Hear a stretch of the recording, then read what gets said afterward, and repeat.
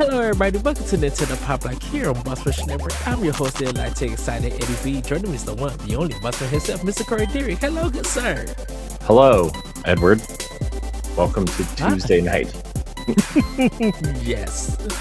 And then we'll be doing this in a couple more days, unless they decide to announce a partner director or whatever tomorrow for Thursday.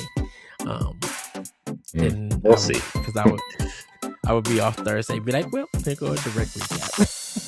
So there's supposed to be a partner direct this week, right? That's like the big rumor. Yeah, that's the rumor. Yeah. Here's the thing. I feel like they have enough to do a real direct. Because we still need to know we still need to know release dates and stuff for things. Right. Well, everybody feel like with all the stuff, like mini directs and the announcements that Nintendo's been doing, for the Super Mario Galaxy movie, Tomodachi Life, and Virtual Boy and stuff like that. Everybody's thinking that Nintendo's getting their first party new stuff out the way. So now, when it comes to the third party, we could start filling in dates and stuff like that. But it's kind of weird. I'm just like, how do you drop a partnership direct when Resident Evil is about to be out soon? Dragon Quest 7 is coming out this Thursday. Of course we got Mario Tennis, but they already did kind of direct breakdown with that, or commercial breakdown with that. So it's just like, who else are we missing? For games and stuff. Borderlands 4 has kind of got they said that it's secretly been canceled, but they stopped development on the game. So I'm like, it's like, what do we do? What do we look forward to? Do they announce all new third-party games? Well, I mean, it's going to be like Resident Evil and the Capcom stuff that's been announced. They probably want to show. I don't know. There's plenty they could show, right? And plus, I'm sure there's 400 farming sims being released in the next 2 months, so they probably need to show those off. And I mean, because Capcom could drop the Pragmata demo. Since it's been on PC, and if that's popping up, I could see that literally being something. Like, I don't even know if they would do Resident Evil Requiem as a demo, since the game is. I mean, they probably won't do a demo, but they'll probably show it off. Apparently, people have been playing it, and it's a locked 60 in docked mode. Ooh, okay. I don't know if you saw that or not, but that's pretty.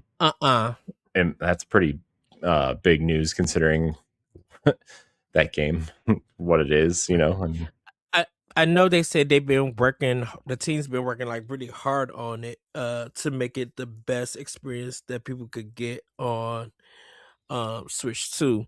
So we'll just have to see with that. And plus we got Monster Hunter Stories 3. So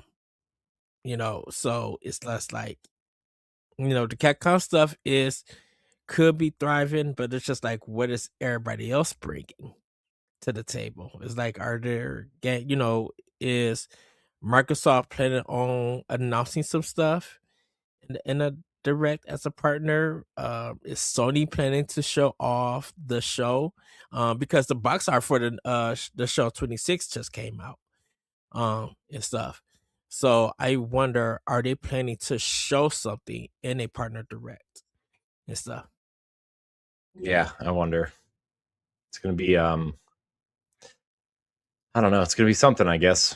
We'll see. But Nintendo definitely needs to show something because I don't know. It's not like this first half is empty or anything. There's actually a lot, right? I mean, Final Fantasy just came out, like we said, Resident Evil, Dragon Quest, Mario Tennis. but we still need to know release dates for Yoshi. We need to know release dates for Fire Emblem. We need to, Hmm. I'm sure they want to show something Zelda related because it's the 40th anniversary, or Yeah. the rumor about the Zelda uh Famicom, or what is it, the Super Famicom Satellaview system game. That game is supposedly coming to NSO in some fashion. Mm. I mean, Metroid's 40th anniversary is this year too, and so is Kid Icarus. So, like, do we get Metroid Prime 2 and 3 remastered? Do we get Metroid Prime 2 on NSO? Do we get the 3DS version of Kid Icarus somehow? Like, I don't know.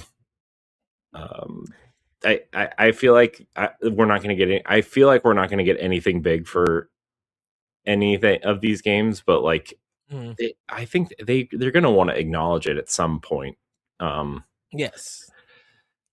so yeah, I mean, plus, like, I'm sure Square Enix wants to show off some more stuff, right? Like the Adventure of Elliot, that's that game, right? Yes. They need to show that off again. Hmm. Um, Uh, Dragon Quest 12. They need to show something for well, that because everybody's. they'll have their own event for that, I bet, because it's an anniversary stream, right? So, Yeah. so yeah, I mean, there's a lot they need to do, I think, but I don't know. If like this spring feels soft, except it's really not. It's actually like jam packed full of stuff. So we'll see. Yeah. I'm sitting here complaining about not, there's not enough games when I clearly have way too many games to play, and I'm sitting here playing a GameCube game still. So, But um, it because we know this month of February it's just stack of goodness and everything, and so it's just like with this kind of being like them last month for winter, the winter quarter, or winter season, I should say, because spring is next month, which comes like early. Like we got spring and daylight savings coming early in March. Um, we literally like just this month alone. It's just like across the board. It's just so much goodness. Um, for everybody, but like for Nintendo specifically, people are ready to find out what is going to be announced, what indie games is coming, what are the surprise games, and if it's going to be third party, who is going to have the biggest surprise for Nintendo Switch 2? You know, yeah. So I guess we'll see, but I think I don't know. I feel like it's, besides Fire Emblem, it's time for something bigger. Like hmm and I know they're probably going to wait till like May or June to show off what's coming this fall, but like, yeah, I don't know. I feel like it's time for something a little bit bigger than just what we've been seeing. And I don't know if like, oh yeah, we know the release date for Mario Wonder also, right? Like the Bella Bell Park stuff is what, March, right? So yes, man, I don't know. There's like a lot happening, but like it feels like it's missing the big one. And like the big one is obviously Fire Emblem, but like, I don't know. We'll see. But um again, like I said, I'm still sitting here playing the GameCube games and Fire Emblem Mobile because the ninth anniversary event is going on right now. So and I know Elder Ring and Dust Bloods are the things people are highly expecting, but I'm like, hey, be patient with that because you don't want to turn it to a Hollow Knight Silk Song kind of thing where the potential was there. We give in and love it, but it's too difficult, too challenging, and people fall off from it. So I'm just like, let them do what they do. Let Bandai Namco do what they do. Um, before those two games can get released and stuff. mhm. Yeah, I don't know. We'll see. There's a lot going on. I think we're just being too impatient also. and by we I mean me, because I'm impatient. So, yeah, I think we have a high anticipation for what's coming. yeah. So we could like just geek out about and be happy and stuff. So, Who's happy, nothing wrong Ed? with that. Who's happy? I am. You are. Oh, We all are. oh, So okay. well, Corey, how about we get into Snacktendo? What have you been snacking on? I've been not not really a whole lot. I mean, we had Chipotle this weekend. I guess that was pretty good, but I don't know. There hasn't really been much to snack on, really. Had some cookies. Those were good. Some iced Valentine's Day cookies. Ooh. Those were pretty good. But other than that, like nothing major. I don't know. I Just wonder. trying to I don't know. I'm trying not to like eat a lot Mhm. for the I'm trying to lose some weight. So we'll see. Okay. All best of all when we get to Boston. But dude, the ice. I wonder if they still do the ice oatmeal cookies at Aldi's, and if they still taste the same like they did in the 90s and 2000s. I wonder. Mm. Or frosted oatmeal cookies. The ones are so bound big.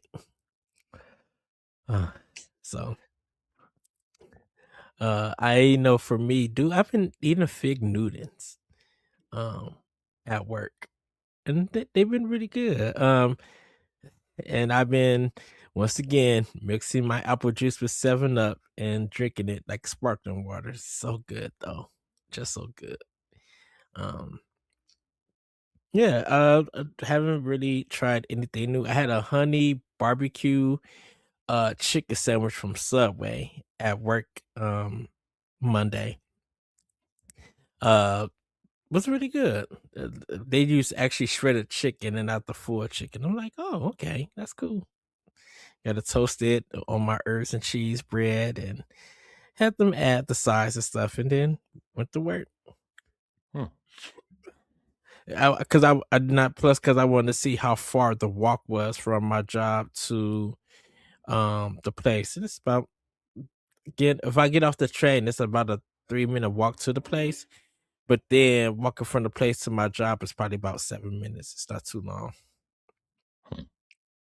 So, but yeah, nothing nothing special. Did Chipotle.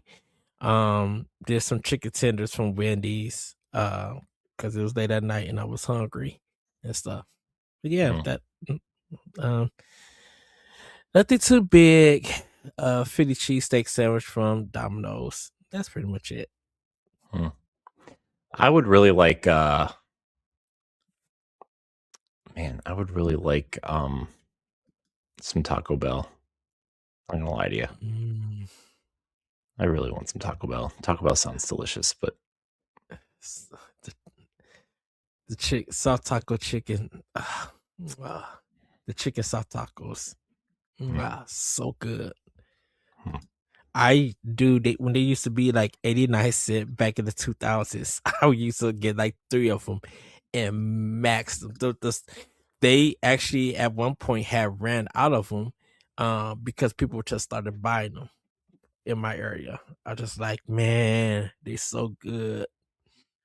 nice. Now that's probably about $6 now, but I would not pass it up.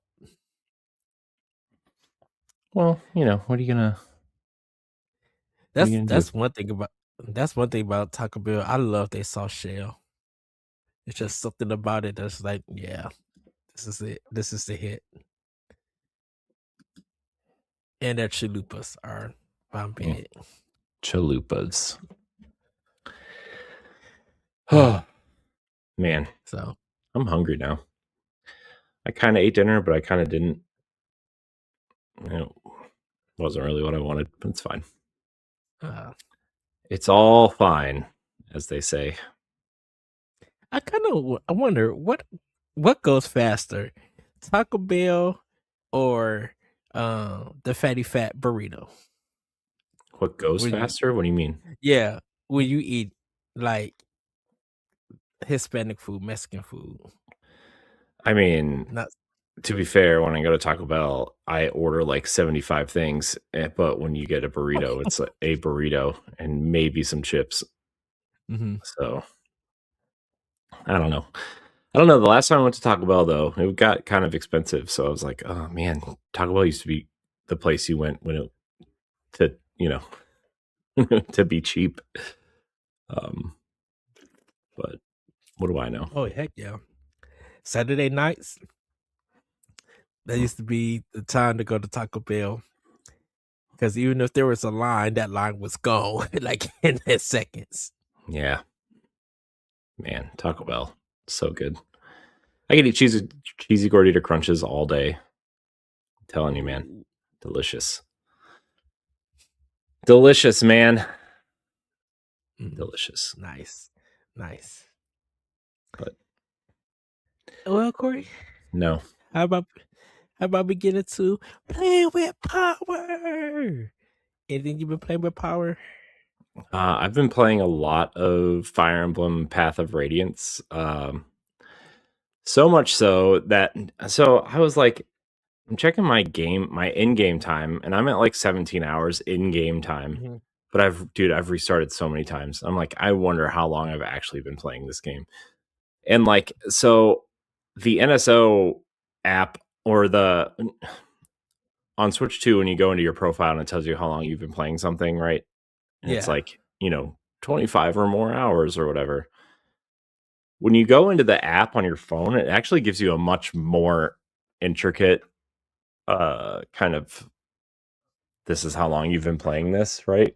And Yes. so like it tells me how long I've spent in the GameCube app, but then it also tells me how long I've been playing Fire Emblem. Dude, I've been playing Fire Emblem for over 30 hours, which means like half of my time has been spent restarting things, including I restarted the game at chapter 9 or whatever because I lost a character and I wasn't like using the suspend feature. Mm-hmm. So hard, man. It's hard. And like and because there's no paralogs, so like it's just straight up mission based. So like you have to like be really smart about leveling, but also like you have to be careful because of the weapon degradation uses like a point system like Pokemon does, except you can't like recharge the weapons. You have to buy new ones when they're depleted. Mm-hmm.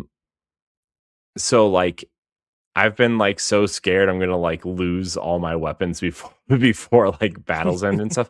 And like they give you enough money to buy weapons and stuff, but like I'm like being quadruply careful on how I play this game because it's so Very cautious. yeah, and like I'm trying to like travel in groups. I'm trying not to let characters go out on their own unless they're like the super super strong characters.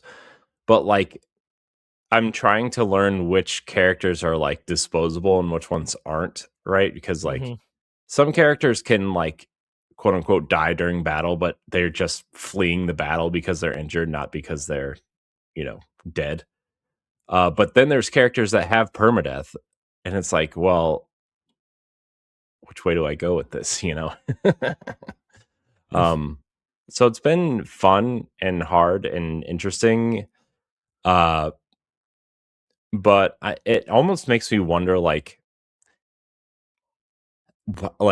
how if they remade this game along with Radiant Dawn, which is the Wii game, how they would do like quality of life improvements, or if they would do any quality of life improvements. And also I was like looking stuff up, and apparently the GameCube save transfers to the Wii game. if you play the GameCube version and then transfer your GameCube data to the Wii version. But like if they ever put Wii on NSO or put Radiant Dawn on, you know, Switch or Switch 2, like there's no way to do that. With And the it like Switch gives you version. but I also like if Oh, they actually put it on Switch, I wonder if the amiibo functionality would do something. So I wonder if that's how you would do it, or I don't know. Because could it like be like because child like information? yeah, because it Radiant Dawn is a sequel to Path of Radiance.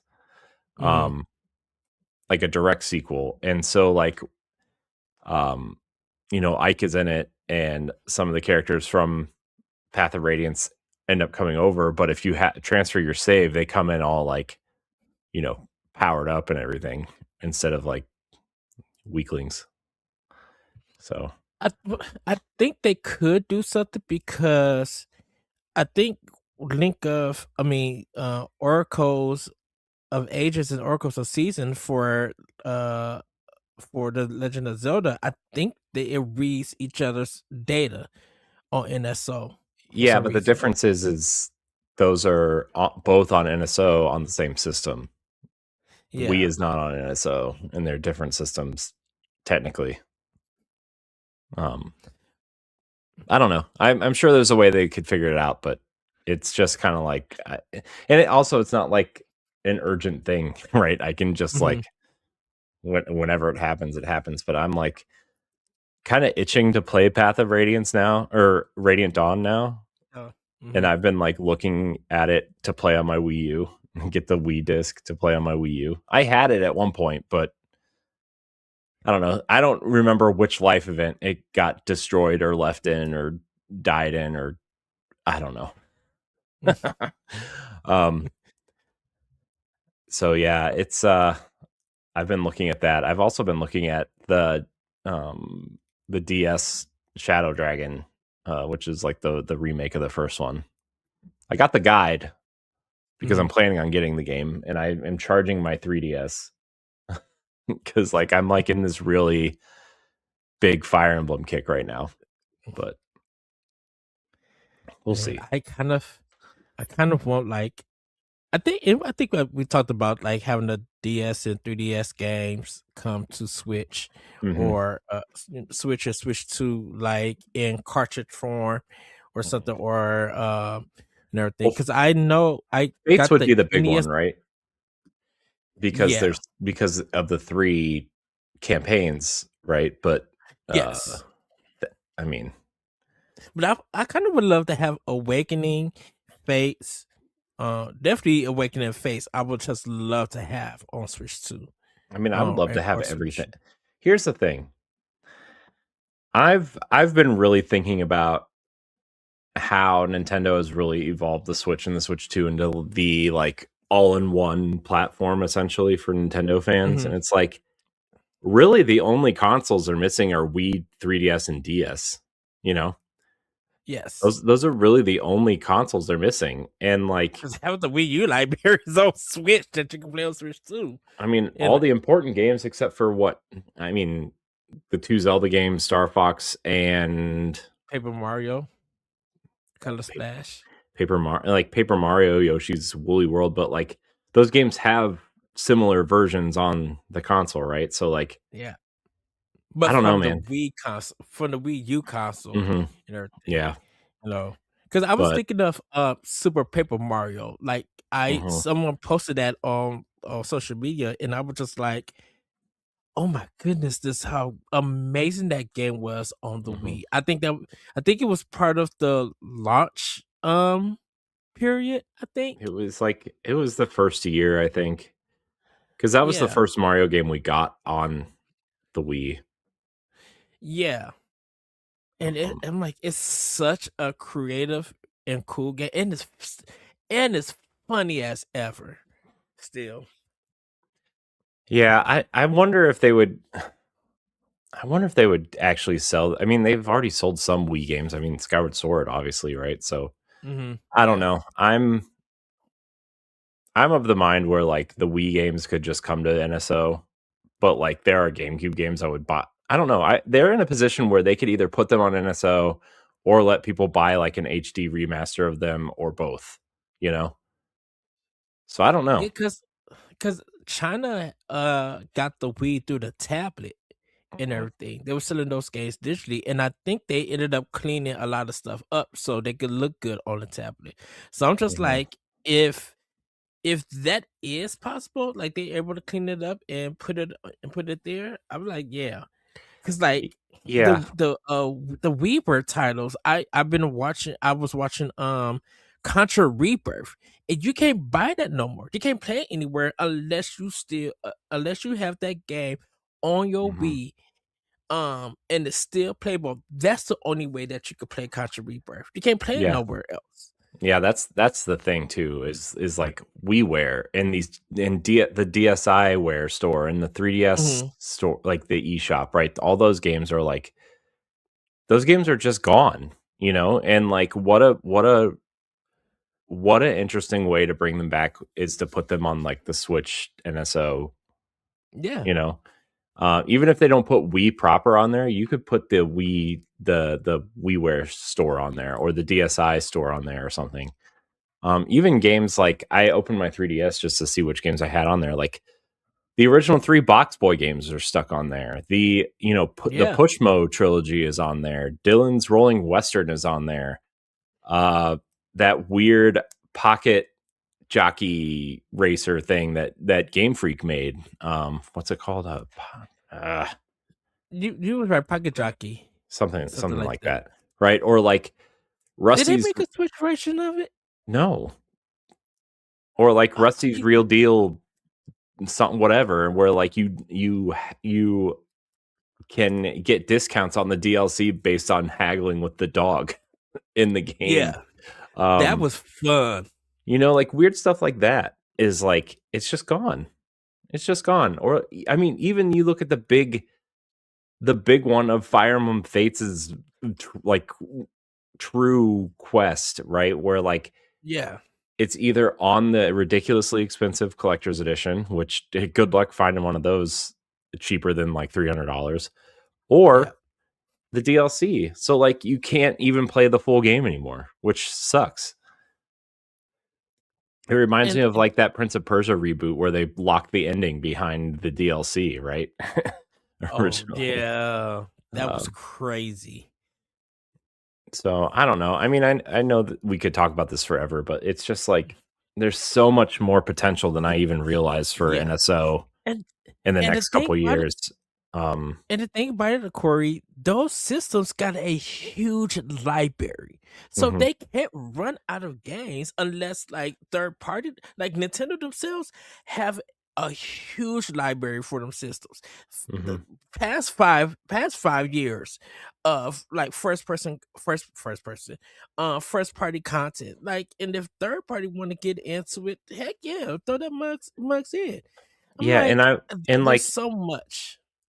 I'm even looking at like the Nintendo. So for those who haven't been following us for very long, we talked a long time ago about Nintendo patenting that second screen for the Hmm. Switch, right? I was looking at that patent. I don't know, probably after our last expansion pass because I was laying in bed and I was like trying to look at stuff for future episodes of expansion pass, and it's like there's so many things that second screen can do. Like you can attach it to the top of this of the Switch 2, right? Or a Switch. Yes. You can attach it via USB-C. You can use it as a wireless controller so you could emulate the Wii U, right? Hmm. On that thing. You can, you know, use it as a game share, a potential game share thing. So like you don't have to buy a second console, you just stream the game you're playing to the second. You know how like game share works and you can, even if somebody doesn't own the game, they can still play the game with you. Like Yeah. you can do that potentially with that screen. And it's like I'm looking at the PlayStation Portal, right, which is $200. I'm like, this screen, they could sell this screen only for $150 and you can attach Joy-Cons to it and it would be like a Wii U tablet and they could finally do what they wanted to do with the Wii U like 15 years ago. Hmm. Yeah. Um and attach 1, 2, 3 tablets. Everybody could have their own screen for Mario Kart. Everybody could have their own screen for Smash. Everybody could, if you're playing something like, I don't know, something party heavy related, like Monster Hunter almost, or something like everybody, it's just, there's so much potential now for this thing. And the fact that they're making a Virtual Boy box for this thing, like an actual plastic Virtual Boy, makes me think that this screen is coming sometime within the next year, because of like all the things that they could add or potentially, like, give players with this screen. And it's not just like, you look at it, they don't have to do it for like DS games and stuff, right? Because you can technically turn the screen sideways, right? Yeah. But if you want people to play DS games on the TV, right, you have the second screen, and you could potentially use that as the bottom screen, of the Yeah. DS, and the top screen would be on your TV. And then the games that you have to like close the DS or whatever, maybe they have like a function on that screen that's emulates the fold, right? Like in Zelda, when you fold this, when you have to like put the map on the lower screen to like Yeah. uh you can mark notes or whatever. They'll probably do what Konami did with the Castlevania DS and 3DS or DS games, Yeah, but where sometimes you had to close like the screen and stuff, and I guess they had like some kind of button or something yeah, to like. and I'm trying to think of what they did on the Wii U, because both those Zelda games were on the Wii U. The DS games were on the Wii U, Yeah. and I'm just trying to think of like what they did. I don't know if like, I think the controller had the gyroscope in it, and as long as Hmm. you like tipped it the correct way, or like, kind of flicked it or whatever, it emulated that Yeah. closing, like the DS closing. Yeah. Um I'm trying to think, or maybe you hit We'll like one probably of have the other to triggers, or we'll probably have to look it up after the show. yeah, I just there's so much potential for this thing, and it makes me excited because like I'm like wanting to get to the old games I haven't played this year, Mhm. you know. I mean, if you really think about it, Corey, like even if Nintendo wanted to make like a $800 bundle of I mean, the Switch 2, like, it wouldn't even have to be that much. I mean, if this screen but cost, I mean, they could sell it for $500 or $550 with the well, second screen, right? Like, I said that I said the $800 because it will include like the Retro Boy, it will include that, and then the system of Joy Cons, maybe a Pro controller, like the old NES, how it came with the system, the mm, gun and stuff. Like, could Nintendo recreate that '80s NES compact system and then release it, like, because like by the time you get like the switch to the Retro Boy, if they decide to do a second screen, and stuff like that, and throw in like a 32 gig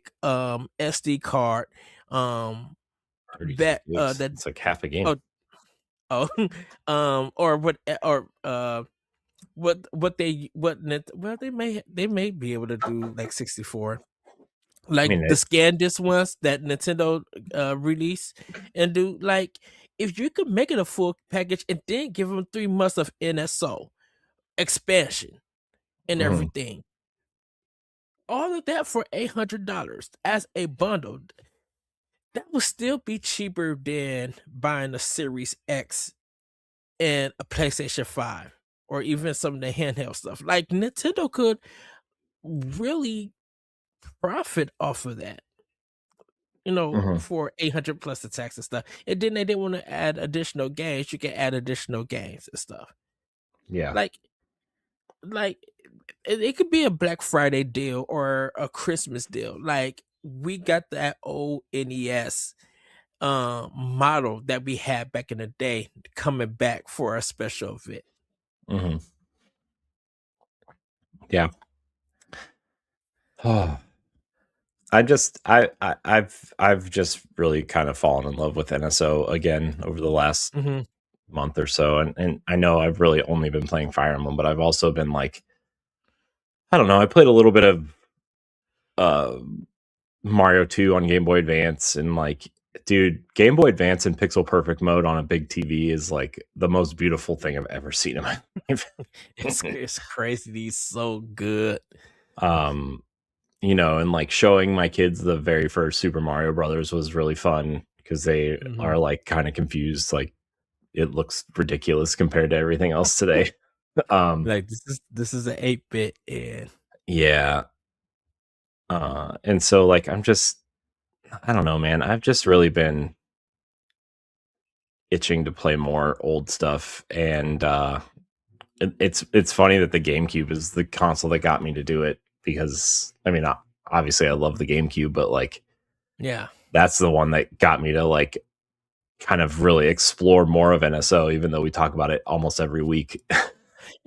and I, like I said, when me and when we wrote our article, was that like we knew that NSO was gonna grow, but I'm like it's also adding these Japanese games, these Famicom games, and Super Famicom games, and all of this other stuff that never came out. And then, I mean, even with Retro Boy, with 2 games that were finished but that never released, I'm like, that's included in your one payment plan and stuff. And that's why I argue with about Game Pass to get the benefit. I'm just like, put stuff on Game Pass for games that are finished but that got shelved, and put it, if possible, put it on that service so people can get the benefit of why they pay monthly for these games and everything. Pay monthly for the service. But the Japanese version or the Euro version, because like, I'm like, no disrespect to Sony and Microsoft, but I'm just like, with NSO, when you're getting all of these versions, especially with GameCube, getting the EU and the American version of games, all of this for $50? That's insane. That's great price and great value for people who own the console. Yep, it's great, and like, it's so funny that people still complain that that is $50 a year. It's like, you guys pay like, you pay half of that for a Game Pass, like, Right. a month. And now you're forced to pay that if you want to do online gaming on Xbox. Well, you don't. I mean, you can pay the $10 version, but also, like, I was thinking about that. Like, I lowered my Game Pass subscription to just the basic one, because like I don't really play Xbox all that much right now. But like, if I'm going to go play Destiny or something online, like I need to have online. But it's so funny. Remember when they raised the price of online to like $120 a year instead of $60 or whatever, like 2 years ago, and then they stopped, but then they just got rid of it, and now it's just Game Pass Core, which is $10 a month, which is $120 a year, and nobody said anything. Yeah. Oh man, it's just like they still got what they wanted. They just changed the name. Man, just outsmart them. Yeah. So it's so dumb, man. It's so, I don't know, man. It's going to be so much easier when everything comes to Switch 2, and I just don't have to worry about the other consoles anymore. It's be so nice. Hey, but it is. Although I have to play Destiny and Marathon on one of them. So. Oh yeah, We'll see. If I was going to choose, even if I had a PS5, I would still play it on Xbox. I'm sorry. I mean, I'm going to play it on Xbox because I like the controller, and that's where I get my codes for. But hey, I replaced my PlayStation, and like, as excited as I am for Wolverine, I'm like, I don't know if I'm that excited for Wolverine.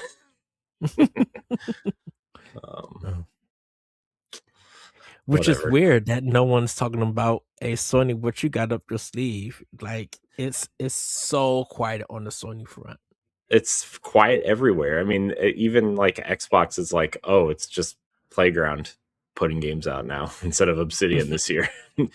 Pretty um, much. which is like great. Forza Horizon 6 looks awesome, but it's another Forza Horizon game. 6. Uh, and then Fable looks great, but like it's fall, so like, I don't know. It's like I'm really excited for Fable though. I think Fable looks great.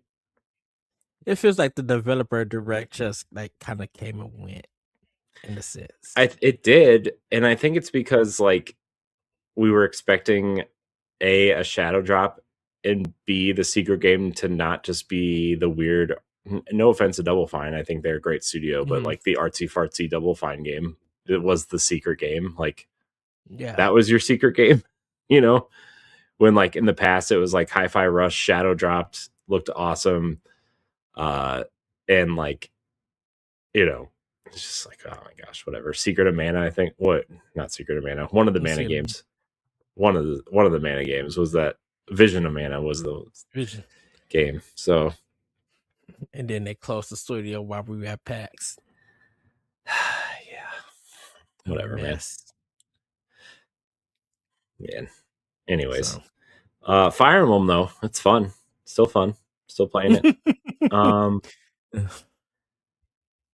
Yeah, I'm like really in love with the characters, and I wish, like, again, it's a GameCube game, and I have very little to complain about, but like there are definitely some quality of life things I could think of to speed the game up, or like, I don't know, maybe have some training missions or paralog missions in a remake or whatever to like just make the game a little bit easier, turn off permadeath for people that don't want it. I mean, it definitely makes the game more challenging, but I don't know. It's fun though. I love it. I think the story is really like forward thinking for the time, because it's all about like racism and slavery and anti-slavery, and some a lot of parallels to the world we live in now, of like, oh, these countries we think of as bad, are like, I don't know, it's really interesting, and it's dealing with some religious stuff that's kind of interesting. It's kind of all over the place in terms of this, of like the amount of things they're telling within the story, but it all makes sense, right? Yes. So yeah, it's really cool, and the things they're the story is dealing with is like telling it in a purposeful way, and it's not like force feeding it to you, like the slavery thing is like a game would ever touch slavery these days, even the thought inkling of slavery or racism. I think the closest thing was Metaphor a couple years ago, and that was even like, barely really touched on. But this is like doing it in like a meaningful way, because there's like the Bird Clan and the Beast Clan. I don't know how to pronounce the word, like the Laguz characters, which are like the beast people essentially, and then the Bjork, which are the human characters, and like slavery was outlawed, but like there's still this royal family that keeps slaves in their house. And like some of the missions, spoilers I guess, one of the missions I did recently was like, you have to find the characters that they're keeping enslaved, and then you find out about like all these revenge plots, and like, it's all these things. It's really cool. It's really interesting. I recommend it to anybody who like really likes Fire Emblem. I think this is actually one of the better Fire Emblem games, especially if you are into the old school ones. So it makes me like really interested to go back to the Game Boy Advance ones now too, because it's like I played a little bit, but I was at a time where I was like, I don't know if I really want to play this, but Man. They're challenging too. Also, like, I love how simple the graphics are. And there's just something about that PS2 GameCube era graphics that are just like, they're starting to look better, but they still have that kind of charm. Like, they're kind of like simple, right? It has And that it's supposed to be a dated feel, but it mhm, still feels modern and classic and mhm, something that when you see it, you're just like, wow, y'all was doing this mhm. in this year. Like this could Yeah. be a game of today. Like, yeah, Yeah, I mean Nintendo's art. this totally looks like, this totally looks like a game that probably could have come out on Switch. And like, if Mhm. you clean it up a little bit and like made it widescreen and whatever, and maybe added some voice acting, which, by the way, the voice acting in the cutscenes, we've come a long way with voice acting, let me tell you. But still, like, the cutscenes are like CG, and it's like really interesting to see CG cutscenes at a time where, like, Uh-huh. especially Nintendo wasn't really doing stuff like that. Yeah. Um, and like, the animations are fun. You know what the CG cutscenes really remind me of? Are like the Zelda Space World demo, the GameCube Space World demo. They're like really deliberate, and like the movements are very like not motion captured clearly, but they're very Yes. deliberate and slow and early, like all early CG really. But I don't know, man. There's something really just nice about this game, Mhm. um, that I don't remember. Like, I played this when I was younger. Like, I played it, and there's just something about it that, like, maybe it's because I'm more into Fire Emblem and I understand it now, and like, you know, I'm just more into it. But like, I don't really Yeah. remember a lot of it, and I think I don't. I know I didn't beat it, but I know I played it, and maybe I just stopped playing because it was too hard, or like, I think I also got it at a time when like Zelda was getting ready to come out, and Yeah. I was like waiting for Zelda, and sort of in the middle of Sunshine as well. So it's really great though. I can't recommend it enough, really. And it like also has characters in it. Obviously, like, Engage is all about, a celebration of Fire Emblem characters, and but then it has like other characters. There's like characters that are in every game, right? Mhm. Like Anna's in it, and she's like, oh, the tutorial person. She tells you how to do things in this one, but she's also like, in Engage, she's like an axe wielder that you find, and in Three Houses, she's just kind of like hanging out. She's like one of the characters that's in all the games, or like, yeah, man, it's good, really good. I have Sorry, I know I'm I, rambling now, but no, that's all good. I just keep I thinking of have a things to talk about. I literally have a feeling, depending on how the summer goes, I think Fire Emblem Three Houses. I think people are gonna be running through. There's some. I don't know what's gonna be the game, but it has to be Fire Emblem this summer. For people who want to get back into that Well, series, I mean, if that leak is right, Fire Emblem Fortune's Weave is coming out in May, apparently. So that would do that numbers. that rating leak or whatever, right? So, Hmm.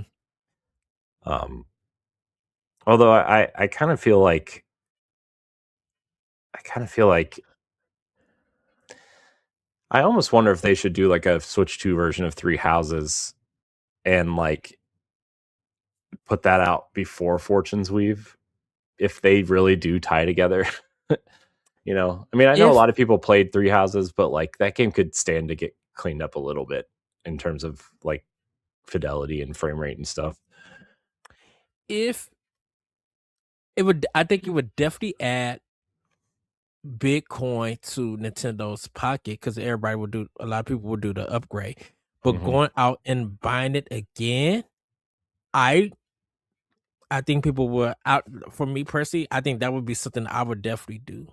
Like I mean, they could also rebuy. like re-release the collector's edition also, or like or like an anniversary edition, or like a house edition, where like maybe they release four separate ones, and they're like, here are the three houses, and then like I don't know, that fourth house they kind of introduced in the DLC, but nobody really cared about because people were done by then. And that's what I think the Switch 2 version would do. If Yeah. they decided to do like the different, they should go 3 different versions, and you, of course, you get the DLC, but the cover art is different to represent the houses, even though it's all the same. You just really get a special edition of the cover, maybe a little trinket in the box. Like a Um, steel book almost too. Because the last collector's ooh, edition, both of the Switch ones came with steel books. Um, do you think that would be a special edition? Would you just do like an automatic steelbook collector's edition for Switch 2, or would you do like the regular box with the DLC and all of that, but then a steelbook special edition with stuff in it? I mean, you could do both probably. I mean, I would just do both. Because I'm just like I would literally be like, if that got announced and say pre-orders go live right now, I would just have to be like, yep, let me get on it. Here's another $80 or whatever. Mhm. Yeah. Because I know Well, Best Buy would get flooded. yeah. I don't know. I've been looking at the Fire Emblem collector's editions recently again. Mhm. Um, it's so funny how cheap the Engage one is. The Engage one's still like you can get it for under retail. Wow. People don't like that. People don't like Engage for some reason. Because everybody thought it was going to be like 3 houses, and people who are still on Mhm. that 3 houses kick, it's not liking, or it's just not going to like it, because definitely it's a intelligence system making it and not Koei Tecmo. But people are just like, you need to play the full game because it's Mhm. deeper than that and everything. Yeah, And once again, that game I looks guess that's why I didn't finish it the first time around. But yeah, I don't know.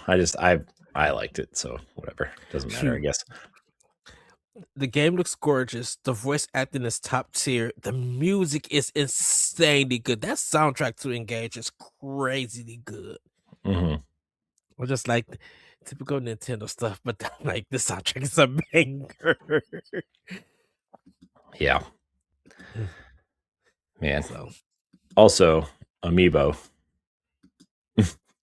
yeah, I've been looking at the Amiibo a lot recently. Man, there is just too many things that I want and not enough money to get it. Which sucks because man, I would really love to like um have these things, but I did order the Ike and the Martha amiibo though. Oops. nice, I thought I nice. had a Martha amiibo, but I don't. So you're Uh, just like, I need to fix that. Order. yeah, I also thought about ordering the Lucina Figma figure because it's like really cheap right now, but hmm I bought two amiibo instead. We'll see. So, Well, for me, playing with Power Wash Simulator 2, I'm almost done with the game. I think I got like about 3 or 4 more places. Right now, I'm cleaning up a mall. Um, close to finishing up Mio Memories in Orbit. But I have played enough to write my review, so hopefully you guys will see that soon. Um, truly 2 great games. My Final Fantasy 7 It's a Great has finally downloaded. It was a slow down. It took a while to download because I been taking my Switch to work with me, and playing it, and when so I haven't had no internet access to like keep it going, because it's I think it was a 90 gig um download, like a gigabyte download, so it was going to take a while and stuff, but yeah, it's finally on my system. So I'm excited to play more of it. And I'm not such in a rush to play because I beat the game, but I do need to play the DLC for it. But I'm still excited to play it on Switch 2 and stuff. It feels so good playing that game. And then waiting for a Dragon Quest 7 reimagined to come in. Once again, people played the download, and then I reached out to Chad Caselmo on social media. Like he like talked about it, and I told him I was just like, yeah, I was sold on the demo, and I think this game is going to do a lot of great sales and stuff. Definitely digital sales because it's like I think number one right now on the eShop. Um, People who have played the demo was just like, yeah, this is a must buy and everything. So like Square Enix seem like they're gonna have some hits on their hand this generation if they do everything just right. Like Yeah, people finally been getting to Octopath Traveler 0 and been loving it. So cool. Yeah, yes. I've heard some like Octopath Traveler 0 is like good at the beginning and then just kind of like meh at the end. I don't know. Mm-hmm. Feels like people are kind of like falling off, somewhere around the 25 to 30 hour mark, which is like, Mm-hmm. I mean, it's still a lot of game, right? But like, I don't know. It just feels like there's a lot of like extra busy work that people don't really care for. Yeah. I know some people have been going through the first game and hopping into the second game, and I can't wait for people to hop in the second game. I'm like, you gonna know why people were mad that year at the Game Awards that Octopath Traveler 2 didn't win RPG of the year. Because once you get to those stories, those characters, and once you hear that soundtrack, you're gonna be like, okay, yeah, I understand why they mad and why it didn't win. And why it should have won. Yeah, The game is I so guess. good. I I don't know. I'm not as hot on Octopath as everybody else. Mhm. I like them. I don't love them, but Different kind of RPG. That's fine. yeah. Like I own both of them on Series X. And can't wait to jump more into them to get the achievements. Just great games to listen to us. Well, I won't say listen to podcast because you need to hear that soundtrack. But great games to like grind in if you got time to waste. Yeah. So Oh, good times. yes. Video games. S yeah, so that's what I'm playing right now. Excited to play more indies and other games and stuff in the future. Um, so that's gonna be it for playing with Power. Corey, do you have anything for show and tell before we get to family news? Um I do. I didn't bring it over here though. But I did get I've been on a little bit of a strategy guide purchasing endeavor Mm-hmm. recently. I got the Fire Emblem Shadow Dragon guide. That came Yes. in. I got a couple. Uh, I got a couple amiibo, but they're not here yet. Really, Mm-hmm. um, I'm like waiting on stuff to get here. I did get two new Mega Man characters though since we recorded last. Uh, I got Ooh. I got Iceman and Elecman. So Yes, I love those figures you sent me. I geeked out too so bad. yeah, so those are here. Those are hanging It's out. super cool, dude. Yeah, they're really nice figures, and I've heard that like because the line they're doing is most of them are from Mega Man 1 that they aren't like Mm-hmm. selling great, and so they might pause the line of the Mega Man figures. And I'm like, but you're about to get to the characters everybody likes. Because like Woodman and Gutsman are also available, but they're bigger. Like Mm-hmm. they're like hefty looking figures. Like these ones are $24.99, the kind of like the 4-inch ones, but Yeah, the Gutsman and Woodman are $34.99. And they're like a little because bit bigger. Woodman is Mega Man 2 and Gusman is 1. Hmm. Uh, So Yeah, those are available, and then like the Bomb Man Mega Man, the green and white costume is available, and then there's like a helmetless Mega Man from Mega Man 4. But like I don't know if they're going to continue the line or not. They're like really nice looking figures. They're cool. Mhm. And it'd be cool to like have that whole line of like, I don't know, here's Magnet Man, here's, uh, Dr. I gotta say, Wily, here's Rush and Roll and I and like the characters people want to see. and I gotta say, the quality looks good. It looks very high quality, even Oh when you yeah, just dude. like photogenic. I'm like, ooh, so here and there for $24.99, that's a very respectable Dude, good price. the fact that they're 24.99 and they're nicer than like the collectible figures that are like, Hmm. I mean these some of the Destiny figures I have, like those were like 80 or $90, some of them over 100. Or Yes, like, the Zelda Figmas I just bought, right? Like those ones are expensive, and it's like these Mega Man ones are like just as high quality as those, maybe better because they don't right. like fall over, you know. Um, but yeah, it'd be a shame if they stopped that line of figures because they are really cool looking. They're really nice. Um, but I don't know. It's some I mean, Mega Man, like the Robot Masters are still like kind of.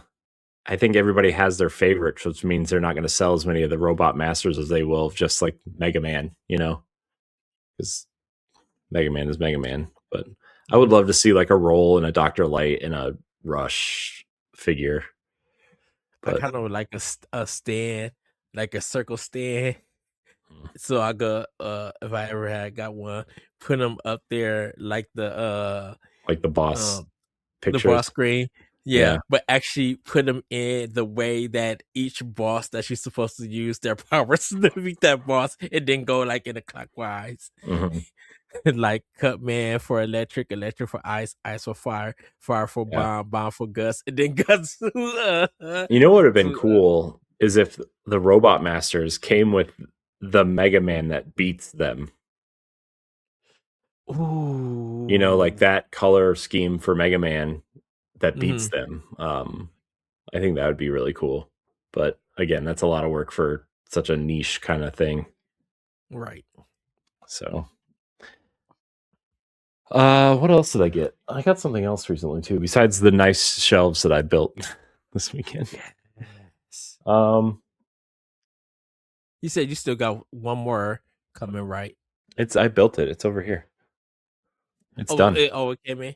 Yeah, Because I know you said, I know you, when we talked that, you was just like, yeah, I ordered another shelf, but I didn't know if it had came in yeah. or it was on its way.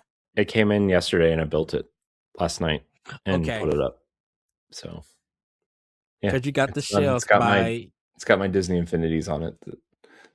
Um, Not as many Disney Infinities as I anticipated, actually. I have them all, but I just thought it was going to take Mhm. up more room, and it doesn't take up all that much Is room. that the So I one got to you, figure out. is that the one you said that it was still, you had like 6 spaces left?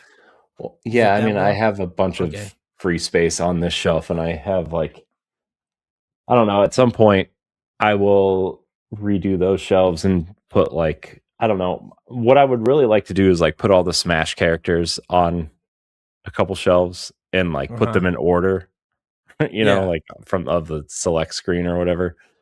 Um, but yeah, I don't know, man. These amiibo are taking forever to come in. I finished the Mario set.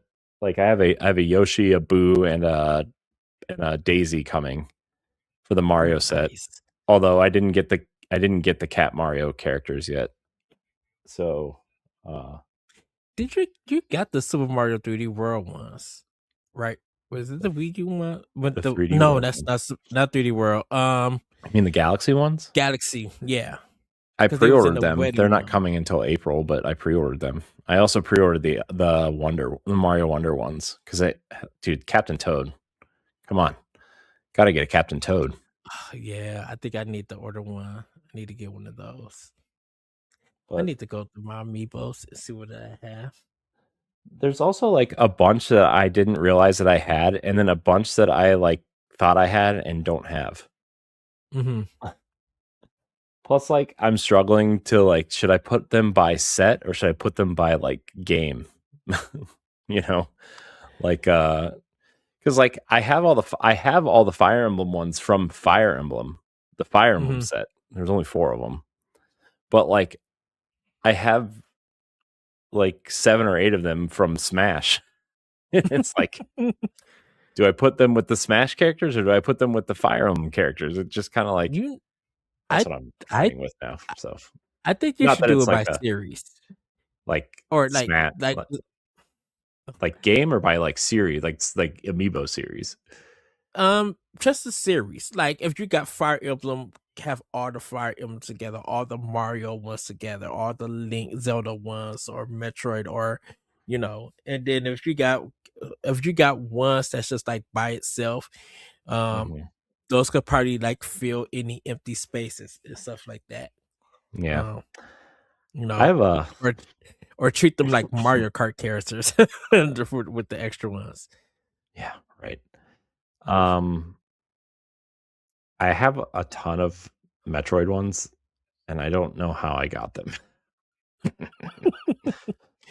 uh, I mean, they've just been sitting on the shelf, so I guess I haven't been like really paying attention. But I have like the Samus Returns ones, I have the Dread ones, and now I have the Metroid Prime 4 ones, and I'm like, where did all these come from? uh, so yeah, I don't know, man. the the Dread one is cool. I like the Dread ones. Yeah, I don't like that's definitely the best suit, but it's not the best position. Like Yeah, she's weird. Like why can't they just be standing in normal poses? they had the Bothers me. Zero The Suit Smash ones are Sevens. like that too, though. They had the Zero Suit Sevens for Smash, right? Yeah, I mean, all the Smash ones I are out. I need to find one. I don't think I have that one, and Yeah, I I need would to like get to get one. all the Smash ones at some point. I'm missing 2 Zelda ones, like the Zelda series. I'm missing 2 of them, and Mm, yeah, I don't know, man. There's a lot of amiibo. yeah, Oh, so many things, man. so I need many to win the things. lottery. I need to sell one of my kids. No, you do not. Sure, I do. Why not? Oh wow, I'll just have another one. I'll just replace it. It'll be fine. I can't. I just can't. I'm just kidding. Man, my body For hurts from sure. them, by the way. Miles kicked me in the side of the face the other day, and like I heard my face like crack essentially. Oh no. And like there's like this huge, you can't see it, but there's like this Mm. huge bump on the side of my face right here that like you can feel and it hurts really bad. Oh, and like they look like bags under my eyes, but it's Uh like a black eye essentially from where he kicked huh. me. Oh Um, no. yeah, Hopefully it was on accident. it was, but it still hurts. um, No. it's fine. It's fine. Um,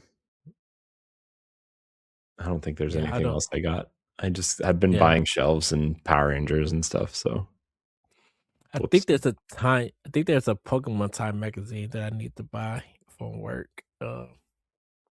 But I'll worry about that later. So, well, everybody, with that, we're gonna get into family news. Corey, take it away. Yeah, so there's a lot of stories here, but none of them are very like big. I'm sure we won't spend a lot of time on them, honestly. But Mm-hmm. um, so this first story is kind of a smaller story. EA is ending support of Apex Legend on Nintendo Switch 2 or on Nintendo Switch 1 in favor of Nintendo Switch 2 support, um, which is fine with me because it doesn't run very well on Switch 1. But Respawn has confirmed that Season 29 will be the final update for Apex Legends on Nintendo Switch, and the game will no longer be playable on the system starting August 4th. Apex Legends will continue on Nintendo Switch 2 and other platforms. Players can keep playing and making purchases on Switch until that date, and all progress and purchases will carry over to the Switch 2 versions through their EA accounts. So, I mean, this sounds weird in one respect, but also like other games have been doing this on PS4 to PS5 for a while. Like I know Genshin Impact ended support on their of PS4, and some of these other free to play type games have ended support on previous consoles. So I don't know. To me, this makes sense. So plus, it plays much better on Switch 2 than it did on Switch 1. So. Yeah. Uh, Yeah, I think this is a good idea. This is fine.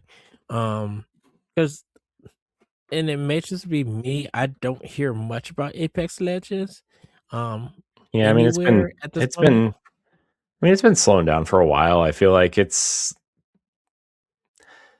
don't know. I feel like games like I mean obviously it's still popular, but games like Arc Raiders have kind of been taking over, and Fortnite has obviously been the juggernaut that it is. And Yeah.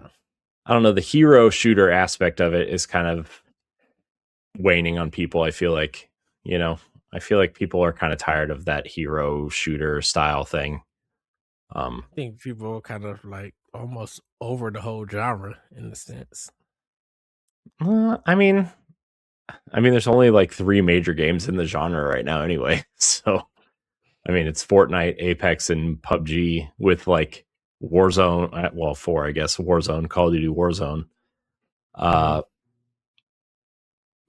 But with like game modes sprinkled into other games. But it's just, I think, I don't know, man. Apex also has a couple other games in the works, like 2 Star Wars games and Yeah. Titanfall 3, maybe. Can we wish that into existence now? I don't think that's going to happen. I know. I don't think, especially now that, Vince Zampella is gone. Yeah. Definitely not happening now. Because I don't even think they announced of who took over Respawn or his position. I mean, he was still co-running it, I think. I'm not sure. Don't quote me on that. Yeah. I really don't know. Anyways, that's Apex Legends. Nintendo Switch support is ending. By the way, it's not in the show notes because I just saw it while we were talking earlier, but Warframe is coming to Nintendo Switch 2 soon. So I I saw thought that was well, they tweeted about it. Here it is. Are you ready for Warframe to shine on Nintendo Switch 2? Our native Switch 2 upgrade will with improved visuals and more responsive combat is in the works. Further details coming soon. This is from the official Warframe Twitter account. okay. So Uh, they I were had having thought trouble they had getting a those dev kits. So okay, that's probably why. Because I thought that they had planned for a Switch 2 version for it. ooh, what's But this? Ooh, breaking news. Are you ready? You ready for this? yes, Caitlin Thornburg's spotlight profile. She's a voice actress. I just seen it on Twitter. Well, go Yep. ahead, talk about it. Her spotlight profile, which is some sort of other kind of like IMDb, I guess, Yeah, referencing a Xenoblade Chronicles game coming in 2026. So that's cool. I'm okay with that. because I don't think she's in any of the games. I I'm believe. looking her up. I'm not sure exactly what she does. She I don't know. That's not who I was looking up, guys. Come on. Sorry. Let me type her name in right, and maybe I can. Oh my gosh, if I could spell Ed, spelling is hard apparently. Thorburn. Thorburn. There. That's what I wanted right there. Let's see. She is the voice actress behind Cosmos in the Xeno Saga series. She also voices the character in Xenoblade Chronicles 2. Okay. So she also voiced Nim in Xenoblade Chronicles 2. So Xenoblade Chronicles 2 could be getting a Switch 2 upgrade, update. Yeah, I'm trying to see what other games she's been in. But yeah, that's crazy. That's cool. I mean, because so many people want Xenogears and Saga to come to Switch 2. Everybody want the whole Xeno series now on Switch on Nintendo's platform. yeah, let's see. She I'm like, dude, that's a lot of talking to Square Enix and Bandai Namco. She also voiced Telos in Xenoblade Chronicles 2. I'm on the Nintendo everything. Mm-hmm.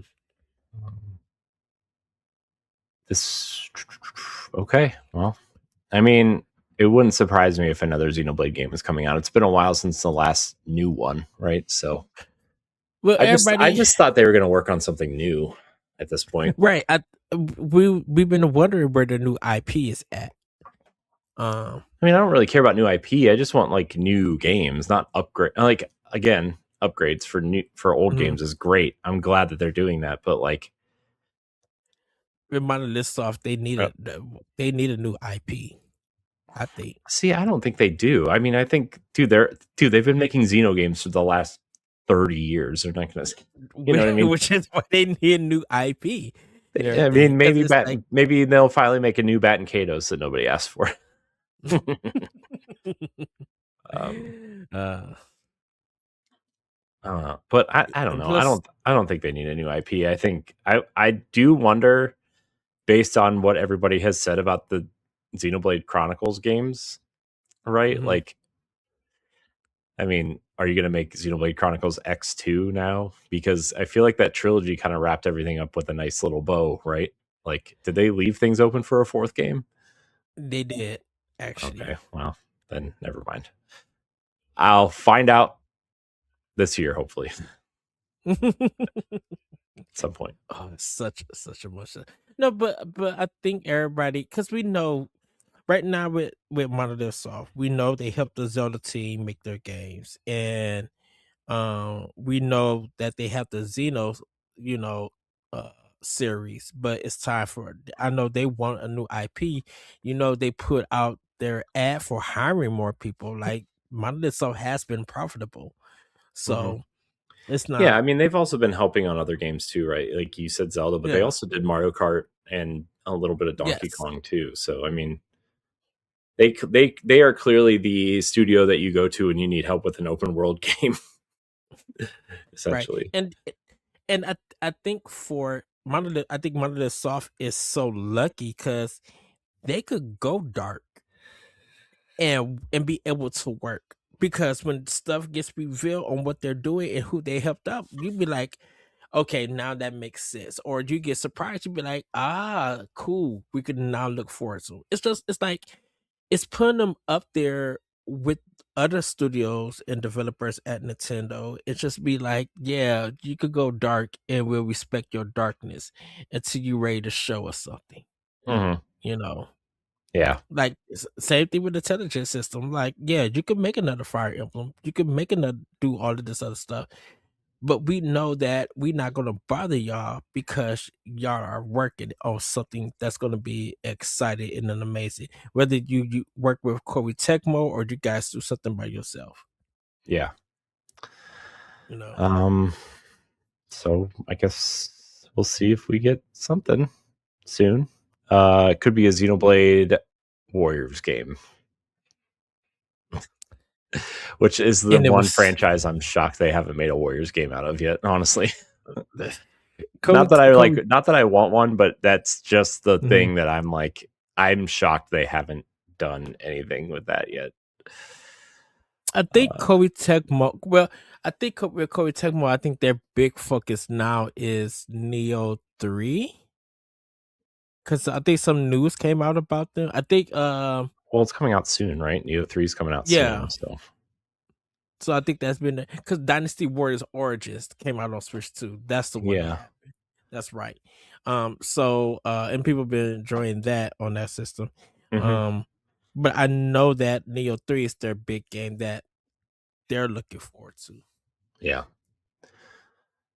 All right. Well, that was unexpected news. Good news. Which Corey, that would shock us if that was in the partner direct for Neo 1 and 2.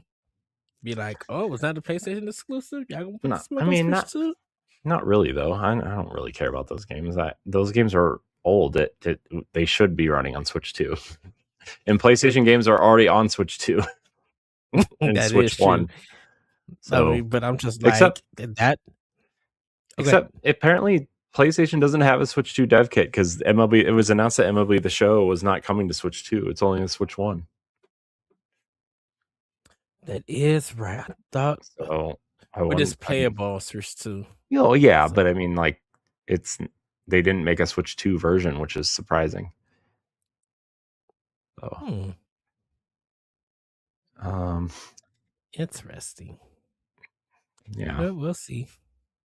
Yeah. Hey, guess what? Apparently, Nintendo said that owners of Nintendo's 2019 Labo VR kit will be able to use the cardboard peripheral to play Virtual Boy. Yeah, I seen that one. Jeez. Oh, crazy, man. Yeah. I'm sorry. I'm just like reading all this other stuff. I'm glad they put out a bunch of news just now. It's fine. Whatever. Let's go on to the next story. Yes. Nintendo has issued a statement on the controversial dispatch Switch censorship. Nintendo has released an official statement addressing the removal of the quote visual censorship toggle on dispatch on Switch and Switch 2. Developer Ad Hoc explained the change was made to meet platform-specific content guidelines. Nintendo clarified that all games on its platforms must meet established content and rating requirements, noting that while it informs partners the titles don't meet guidelines, it does not alter developer content or discuss specific criteria. The situation has sparked community speculation, though both parties have now provided their official responses. Yeah, I don't know, man. I mean, if you've seen some of the junk on the eShop, I'm quite shocked that anything was censored in dispatch, but that's just Dude, they got a thing called like there's a game on there called like hentai notes. I'm just like one game. There's probably about 40 games called that in one version or another. I know, but just using the word hentai in it, just like I know. Oh, good. Then there's a picture called Call of Beauty. I know. With some girl. Dude, I was just like, Microsoft should sue whoever this is. This is ridiculous. I know. It's bad. But I don't know. I don't really have anything else. I don't have anything to say about this. It's just like, it's I don't know. It's nonsense. It's weird. I don't know. People got mad too about certain games on PlayStation being censored in the last couple years. So yeah. I mean, I think a lot of these places and a lot of these platforms, like I get the people that are angry, but also like they need to make a safe place for young people to play, essentially, right? And like and I know like Grand Theft Auto and Call of Duty and all these other shooters are like essentially, it's the the old American tale of like, oh, guns and cursing are okay, but nudity is bad, right? Like it's, I don't know, man. It's just all over the place at this point. But I don't know. I am guessing this game will get patched at some point if it hasn't already. Mm-hmm. And I bet it will be fine sooner than later. I will be starting it sometime soon because it's on my Switch too. So Yeah. So hopefully, yeah, I don't know. If you want to play a different version, I mean, it's available on PlayStation and Xbox and Steam, and if you're that concerned about it, so that's just me. I know people are gonna be like, why Tomodachi Life could get away with stuff but not Dispatch too. But like, hey man, that Tomodachi Life is a different beast at this point. Someone tried to call it woke when Nintendo has gone woke. I'm like, sir, really? No one is caring about what you have to say. Yes, Stop nobody trying cares. to get attention. Nobody cares what Tomodachi Life has to say, right? Like, I'm here for the drama for that game. So I'm just gonna avoid that game at all costs because it looks scary. Let's be honest, it's creeping me out. So, by the way, if you're looking for Animal Crossing amiibo, they're all like less than $10 on Amazon right now. So nice. I just bought a Rossetti amiibo for $5.99. I don't even play Animal Crossing, but it's funny. So, all right. Sorry, I'm all over the place today. GDC survey shows strong developer interest in Switch 2. Shocking. 39% of developers are interested in developing for Nintendo Switch 2, putting it nearly on par with PS5, Steam Deck, and at both 40%. While PC remains ahead, Switch 2 is significantly more popular with developers than Xbox. Shocking. Probably because there isn't going to be an Xbox next gen. Audience reach remains. That's something that you might talk on your Xbox podcast. No, I mean like a traditional Xbox, like how we know it. AMD came out and said some things today, which makes me think more than ever that the Xbox is just going to be a PC. So you did read it, yeah. Okay, because I was just like, yeah, AMD said that they'll probably have the system ready for 2027. So I'm just like, great. Good luck with that, Xbox. Anyways, but continue, Corey. I'm sorry. Audience reach remains a top factor when choosing platforms. With more dev kits expected and a strong 2026 lineup ahead, interest in Switch 2 is likely to grow. That's probably why the percentage isn't higher, is because people don't have dev kits. Yeah, I think Nintendo can probably change that. I think they hopefully be able to get more out this year and stuff. Yeah. Because I just wonder if they just didn't still have enough ready. I mean, I'm sure that's it. And stuff. Yeah, the way that the economy's changing and their pricing and getting these pieces from these manufacturers and chips and stuff, that's probably why. And stuff. So I'm like, if that situation gets resolved, I think that we'll see more dev kits from a lot of people. Definitely from third party, but actually, yeah, for everybody, third party and indie and stuff. Yeah, I mean, we'll see. I'm sure a lot of the indies will probably be, we'll say, less prioritized now that Switch 2 can handle third-party games, and they want more indie, like especially like pixel art games, to use Switch 1 dev kits. Yeah. So, we'll see. All right, Ed, let's talk about NSO because we haven't talked enough about that already. Did you skip the Google one? I did. Okay. I don't know. I'm not that interested. I don't have anything to say about it. Yeah, we'll do that after this one then. NSO rumor rumored to get 2 more classic GameCube games after a supposed leak on Walmart's website. Walmart Walmart listing briefly suggested that Metroid Prime 2 Echoes and Pikmin 2 were coming to NSO, the GameCube library on Switch 2, sparking speculation of an accidental leak. Nintendo has since Okay, clarified that the image before you, shared with the retailer was incorrect. because I was confused about that. I'm like, wait, huh? That's like two separate things. I mean, it's not though. If you're advertising GameCube and you have GameCube games on there, both those games are GameCube games.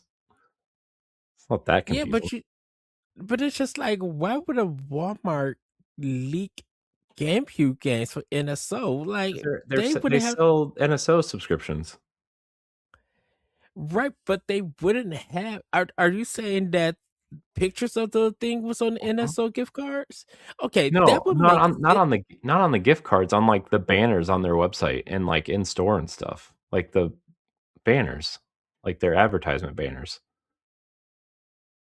There has to be a picture that I gotta see because I was just lost on this whole thing. Be like, wait a minute, huh? I mean, I'm sure you can find it at somewhere, but yeah, I Because mean, they they got were. because they got. I'm like, but they got Pikmin 1 and 2 on Switch. I know, but they've put games on NSO before that are available on Switch and Switch 2. Which I know Link's Awakening is the remake is for Switch, and then they have the Game Boy Color version. Yeah, but I mean, Okay. there are. Can't think of examples right now, but like, especially games in like collections and stuff too, right? Like, Mm-hmm. especially the like Genesis games, like the Sega Ages stuff was available for a while alongside the NSO stuff, and Okay. Yeah, uh, that would make sense then. so I mean, there's not a whole lot, but there's enough to like consider. I don't know. I mean, my thought is if you want a nice HD widescreen version of these games, then Nintendo can sell them, or you can play it on NSO. Really doesn't matter to me, and at any rate. But I just thought it was interesting that Metroid Prime 2 Echoes specifically would be NSO and not like a remaster, considering. But also, like, I don't know if you saw the news, which we'll probably hit on next week when more numbers come out, but Metroid Prime 4 didn't hit the Nintendo bestsellers list. Yeah, it didn't hit past 1 million. That Yeah. and Harbor Warriors, Age of Calamity. I mean, Yeah. Age of Imprisonment, which I suspected. Age of Imprisonment is more Imprisonment, yeah. understandable because it's only on Switch 2, but Metroid Prime 4 is on Switch 1. Yeah. And I feel like people have just been begging for that game, and then it just goes to prove that Metroid is a Metroid fans game and nothing else. Like nobody else really seems to care. Which I think that game will probably sell within time and stuff. And I know Metroid hasn't been a big a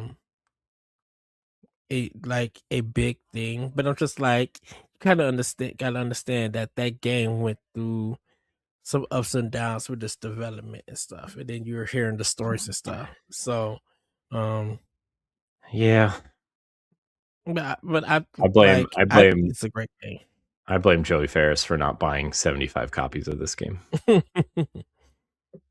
but I He only but I bought one. but I think Just kidding. if I think it's going to take a while. I think Metroid 5 has to be built from the ground up from retro. If we even get it at this point, I think like we will. I mean, I think we will eventually, but like Mhm. I don't know if it's going to be anytime soon now. Oh no, I think retro is already probably working on their next game and stuff. I'm sure it's that Star Fox Racing game that leaked.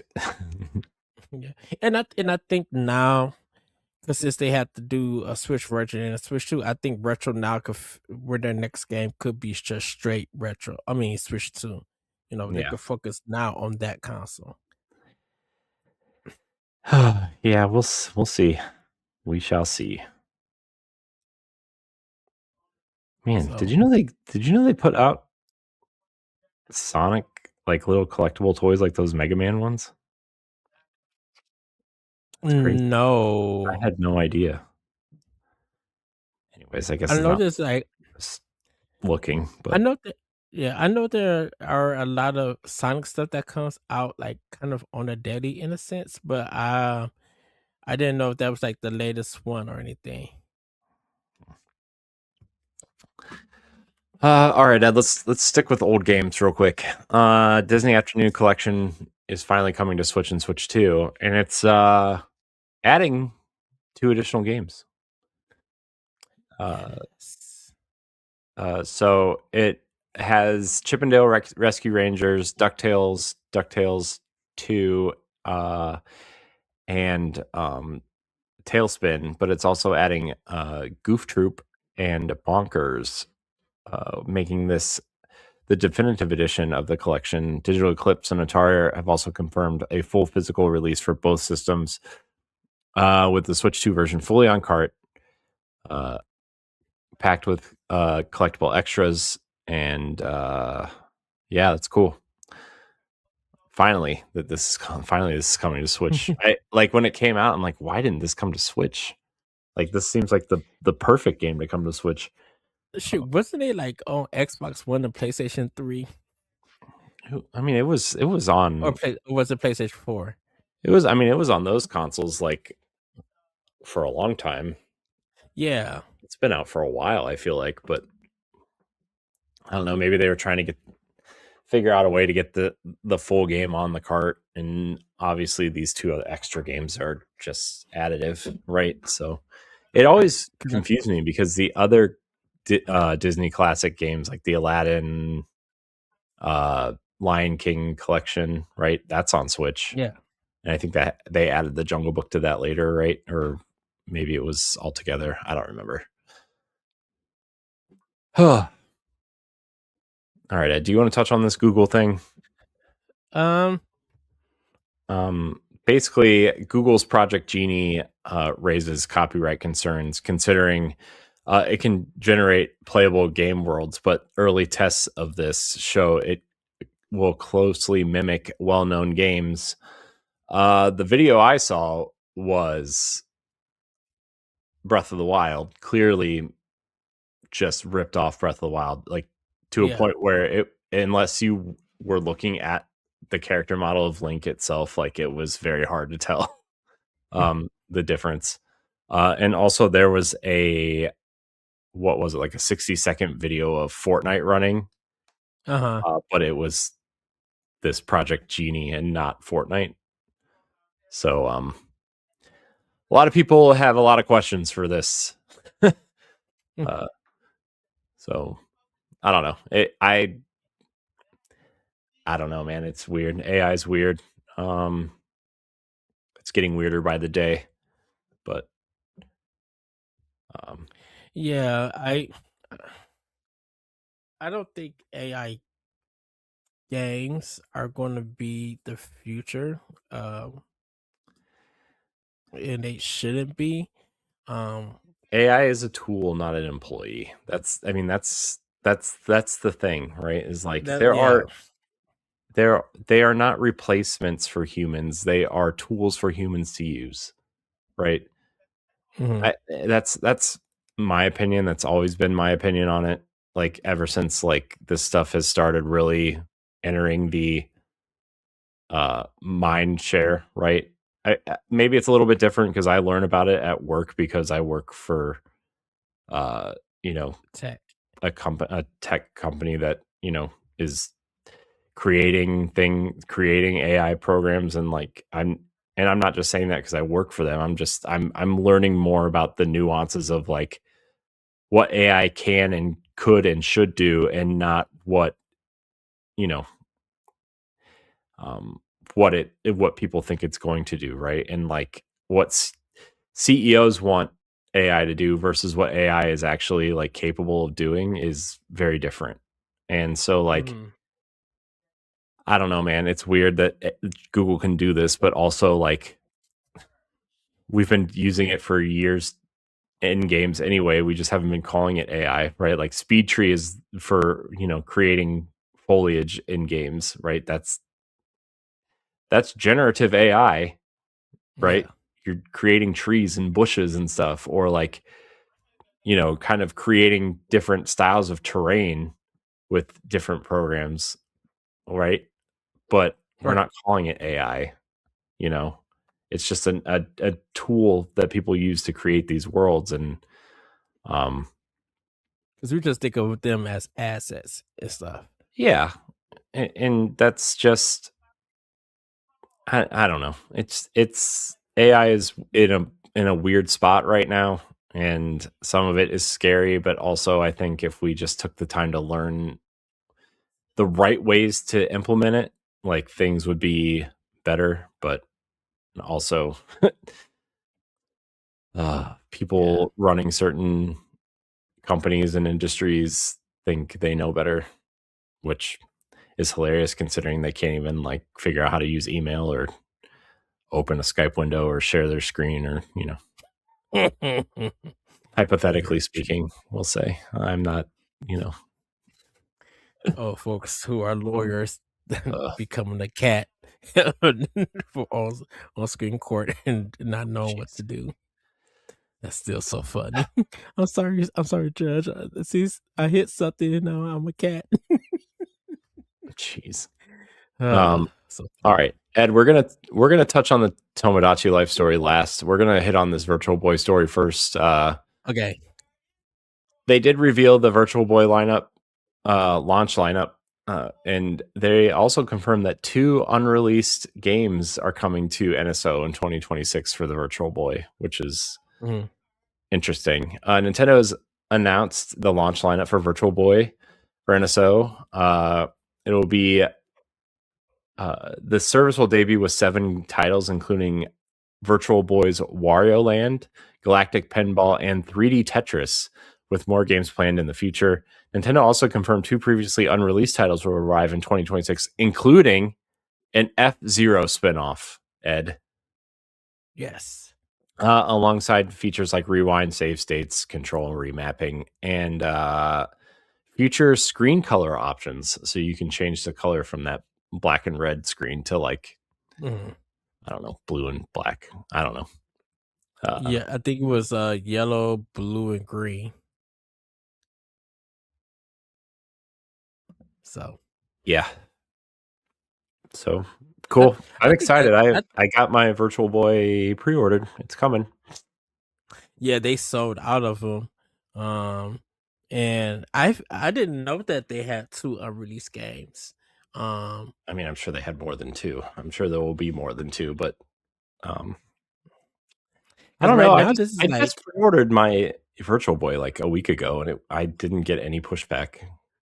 oh, I I I know it's. Oh, go ahead. oh, I didn't know they were sold out. I assumed that this was going to be a very niche thing. Well, yeah, I think the pre-sales jumped up a little bit because of the system coming out, and I thought it may have jumped up because of the trailer when they showed it. Um, but they may have been restocked, so there's probably some more that people could order and get and stuff. I mean, Mhm. for me personally, I'm not worried of getting it or anything. Because I'm like, shoot, I'm gonna have too much on my plate anyway. So Yeah, I just have all the other controllers, and I'm like, well, it would be weird if I didn't have a Virtual Boy sitting on my entertainment center. right. Man, that's still the only console I don't own. I owned one at one point, but I sold it because I was losing hours at work and I needed to pay rent. And that was the thing I could sell. And Oh man, I've dude, I had the big never carrying case. I had the controller. I had like 10 games for it, which was like half the library essentially. and Oh, I've never played it. Not once. it gave me a headache, but I had every Nintendo console, so I wanted to own it, right? Because it's just a Mhm. nice thing. But That's the advantage you have over me. It's the retro boy. man, that Virtual Boy is gives you a headache for sure. All right, Ed. Let's talk about Tomodachi Life, living the dream. You are way too excited about this game. I'm going to let you kind of expand on it, but Nintendo has revealed new details for Tomodachi Life, Living the Dream, the first new entry in the series in over a decade, during a dedicated direct. Launching on April 16th for Nintendo Switch and also playable on Switch 2, the game lets players create and customize Mii characters who live together on a lively island, forming friendships, solving problems, and getting into all kinds of quirky situations in real time. What's happening with this game, Ed? Okay, so because this is coming from Nintendo, you're able now to, date and marry anybody. So if you want a gay relationship, lesbian relationship, non-binary relationship, you can have that. Um, you could be, I think you could probably be trans in the game. I don't know just yet. But yeah, they gave you the options to be male, female, or non-binary. It was a big thing because this is coming from Nintendo, who's very conservative, and so you think they wouldn't allow stuff like this to come out, but the streamers and people who watched it, they were so happy that this was happening. That they have these options. They kind of made, was breaking down the game and showing how to create characters, and had like um had like drama going on. And so had like you could make your make a storyline going on, and the way that it was cut had people so much involved, and it was just like funny and stuff, but it was really good. They kind of have the me voice when they're talking and everything, um and so it was a That's very something. entertaining it was a very entertaining um direct, and I think it made people get more excited because of the all the options that's going to be in the game, and um people making these storylines. Like you could create these storylines, this love triangle, or who you think could be friends and stuff, and speaking to somebody might make your character interested in them, and so you could profess your love. And I guess depending on stuff that you could do and everything, you could romance somebody or pretty much get turned down. And you got 8 people in this house and stuff, and it feels like there's so many options to it from the small game.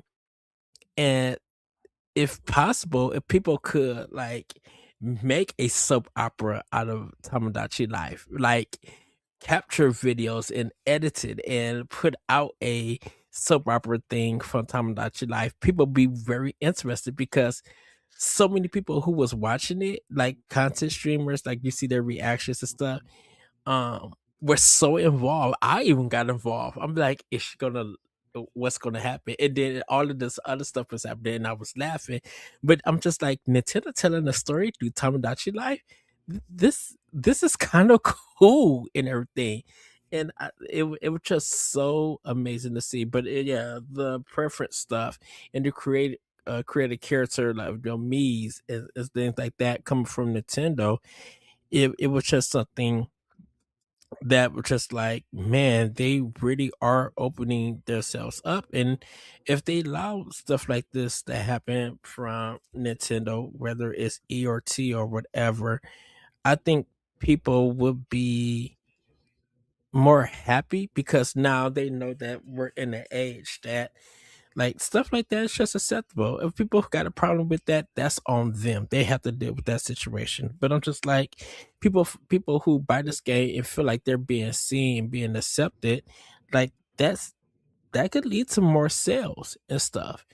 Mhm. And if it's done right and stuff, um, that kind of opens up the door for Nintendo to be like they are being more, they are family friendly, but they're also caring about people who don't have a family and stuff and who love games like these casual kind of games and stuff, um and everything. So I think because of that direct and people laughing and loving and enjoying it and it having fun made more people interested, and we could see this game selling at least 1 million. You know, I think people who made it a political thing, well, they made it a political thing because they wanted to make it a political thing. Yeah, even though it has nothing to do with politics and stuff. It's giving people that option and stuff. Because it's like, why make it a political thing? But if there was Mass Effect showing the same thing, people would be all over it and stuff. But I just thought that the direct was so nice and so good to watch. And it was funny. It was charming. It had a balance of educating you on what you can do, and there's still more secrets on this game and stuff. So yeah, that's all I had to say. Yeah, I mean it. I mean that first. I didn't watch this direct, but I know it's like a man. It was weird when I saw it the first time. That like weird voice that they do, and Mm-hmm. it's just something. It was something. But I'm glad people are excited for this. It seems like people are way more excited for this time around than they were the last Mm-hmm. time. So, um, yeah. All right, Ed. Let's get into Pack Watch. Ed, Yes, let's get into Pack Watch. I said let's backwatch. No, I need more. I need more excitement. Backwatch, yes. Okay, good enough, I guess. Backwatch. Here's Time what for backwatch. Yes. here's what's coming to Nintendo Switch. Nintendo Switch 2 this week. Really, only two heavy hitters. Dragon Very Quest VII true. Reimagined for $59.99. Set sail on an adventure spanning past and present in Dragon Quest VII Reimagined. As a bright-eyed young fisherman's son, you've lived your entire life on the peaceful island of Esterd. Your journey begins with a simple question: is there more to the world than the small island kingdom? On a quest for answers, you and your childhood friends discover a shrine of mysteries and are swept back in time. There, you uncover the shocking truth that entire lands have been sealed away by a malevolent force. The fate of the world now rests in your hands. A lot of people are excited for this. It looks great. Looks fun. So, and then PGA Tour 2K25 makes its way to Nintendo Switch 2 this week. No price was listed though, which was weird. Step onto golf's biggest stage. Improve. You can rise among the greats. Compete in ultimate tests, the PGA Championship, the U.S. Open, and the Open Championship. Make their way to PGA Tour 2K debut. Rise through the ranks in an expanded My Career, where every round builds your legacy. Create your path with My Player customization, upgrade skill trees, and course designer tools. Then take your shot against the best in ranked, casual, and cross-platform multiplayer. So, I mean, I think Dragon Quest VII is probably the big one for this audience specifically, right? I mean, Yeah.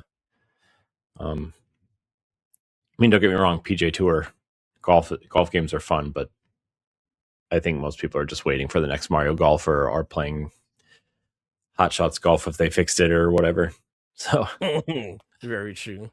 A couple updates this week, Ed. Sega and Ryuga Goku Studio have addressed player concerns over graphical issues on Yakuza Kiwami 3 and Dark Tide Switch 2 in the demo, clarifying that the demo doesn't reflect the final game and that the version 1.11 patch will fix lighting and other issues when the full game launches on February 12th. Nintendo's first Splatoon 3 update in 2026 adds visible health bars for enemies and teammates in multiplayer, giving players clearer feedback during battles while also introducing features like flow aura, improved hit detection, and stealth jump. That's interesting for the health bar thing. I'm like, oh. I Yeah, wonder if Splatoon ever needed it and stuff. Yeah, I mean, I guess it's nice to have, I guess. Mm-hmm.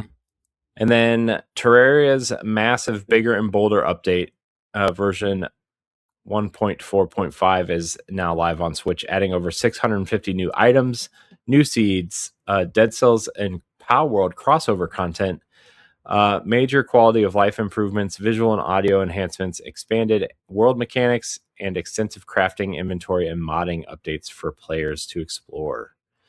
Man, Terraria is still a thing, huh? Yeah. Man, that's crazy. These games, man, it's like Minecraft, Terraria, and Stardew Valley just never go away. Is I this mean, I'm not something? complaining. It's just like they're always around. Is this something that Stardew Valley supposed to be coming soon? I think. There's a Stardew Valley Switch 2 version coming, and they're also adding some sort of multiplayer component to. Okay. I mean, I think there's already multiplayer, but it's some sort of, I don't know.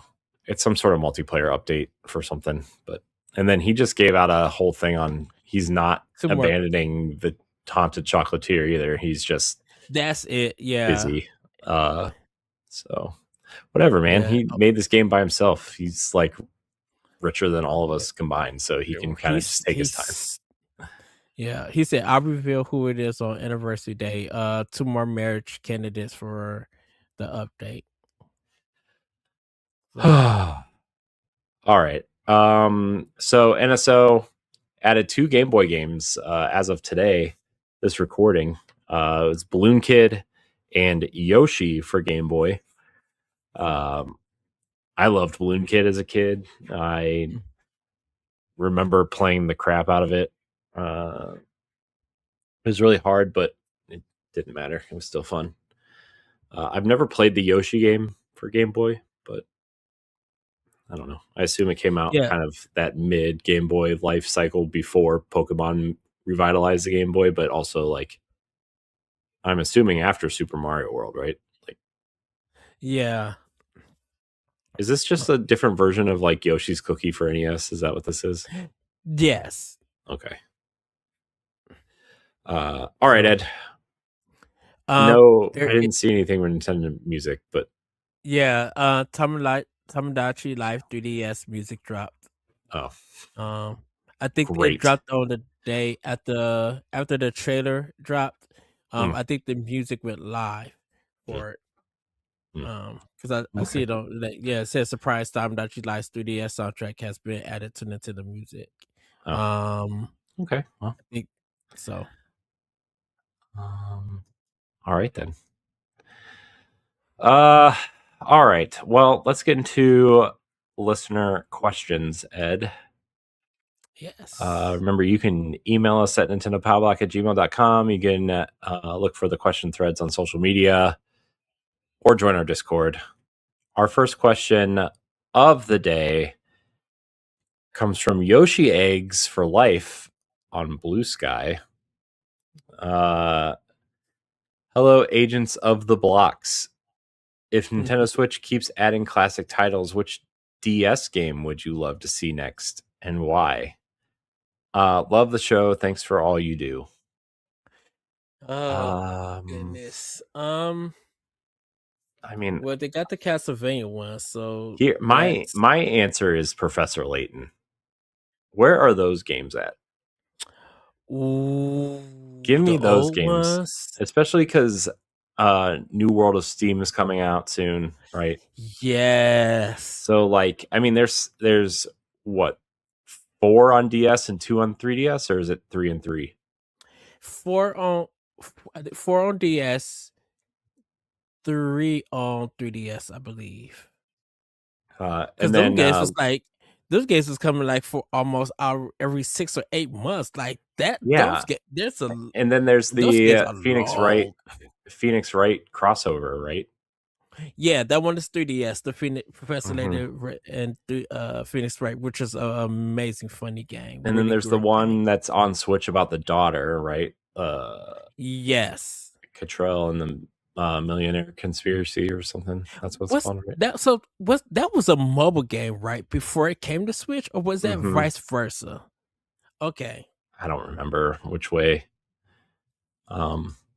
But it oh boy, let's see. Yeah, I mean that would be my pick, would be those. Mm-hmm. And of course Fire Emblem, but we already talked about that. Yeah. That felt like a shoe-in. So I know Dragon Quest was Dragon Quest 9 was 3DS. Which one was I had to look at, because there was I think there was I'm trying to figure out, when did the Dragon Quest games come to DS? Oh gosh. I mean that was probably like mid DS, right? I would assume something like that. Yeah. Yeah. Okay. So Dragon Quest 9. Yeah, that was on a DS. Yeah. I think 5, They remade 4, 5, 9. and 6 also for DS. They released 8 on 3DS, right? Yeah, think, 8 was on 3DS. yeah. 4, 5, 6 were on DS. 9 was on 3DS. 3DS. Yes. So I would bring. No, 9 was on DS. Man, now I don't know. Yeah, 9 was on DS. 8 was on 3DS, because that's when I think that's when Square Enix and Nintendo started doing their exclusive deal. That's when Square Enix started coming back with it. Because 5, 6, and 5 and 6 are remakes of the old games that never came to America and stuff. So it was their first time being here. So I would just say I would definitely say Dragon Quest 9. Yeah, and 5. Yeah, but something tells me they're going to do the Dragon Quest 1, 2, and 3 for 4, 5, and 6, right? Something tells me they're going to do that for those. Hotel Dust, Room 213, definitely. Dragon. What is the Dragon Quest with the Steam Tower one that you had to get items and fight? Oh, I need to look that one up. It was like a Tower Defense Force one game on DS, because I own it. Yeah, I don't know. Okami was on Dragon Quest Heroes Rocket Slime. That's it. That was DS. Great game. Okami on DS. Okamidon. That was one on DS. I would love to play. The come to Switch. That was like I don't know if it was supposed to be the sequel, but I think that was just like one of those side games and stuff. Yeah. I don't know. Because they already brought Capcom's Steady Roping game with the guy in the red, Ghost Trick. They already brought that to Switch already. So yeah. Yeah. Professor Layton, yeah. I was thinking of Phoenix Wright, but they brought all of the Phoenix Wright games. Yeah, all the Phoenix Wright games are already over. Yeah. All right. Retro gyrometer, is that what that says? Gyrometer. Like gyromite, retro gyrometer, like gyromite from the Rob the Robot. Yeah, Hey there, Pow Block crew. What are the chances we'll see WiiWare games finally playable on Switch Online? We kind of talked about that already. Yeah. Some of those hidden gems are crying out for a comeback. Love the show since finding it around Christmas time. We've gained a lot of new listeners since Christmas, by the way. Welcome. Thank A you lot for of joining people us. probably getting Switch 2s for Christmas, right? And looking for, Yes. excited for Nintendo for one reason or another. So welcome. Yes. Welcome. Thank you. We have Thanks for listening.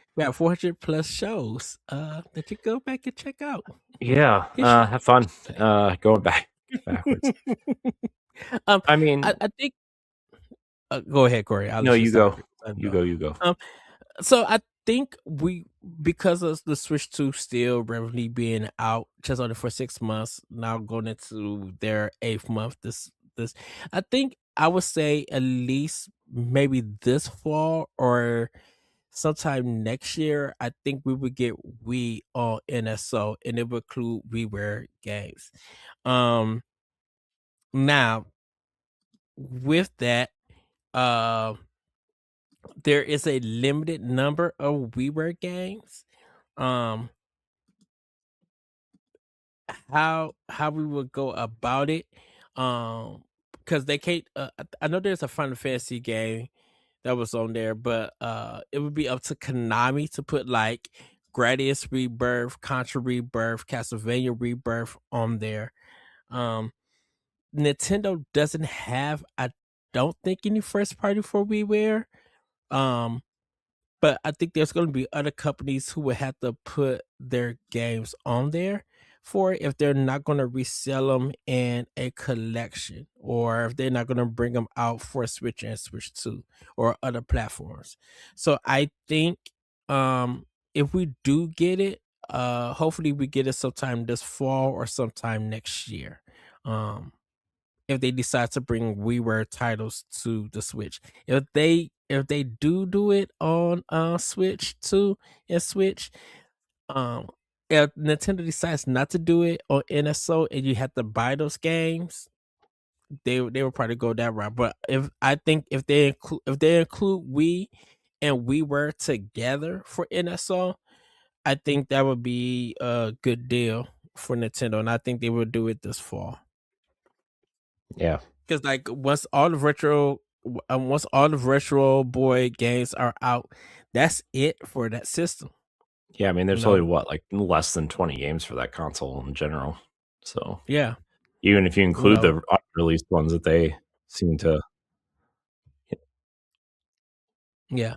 And like GameCube has a long history of games that they can release, but once again, it's gonna be up to how many they release.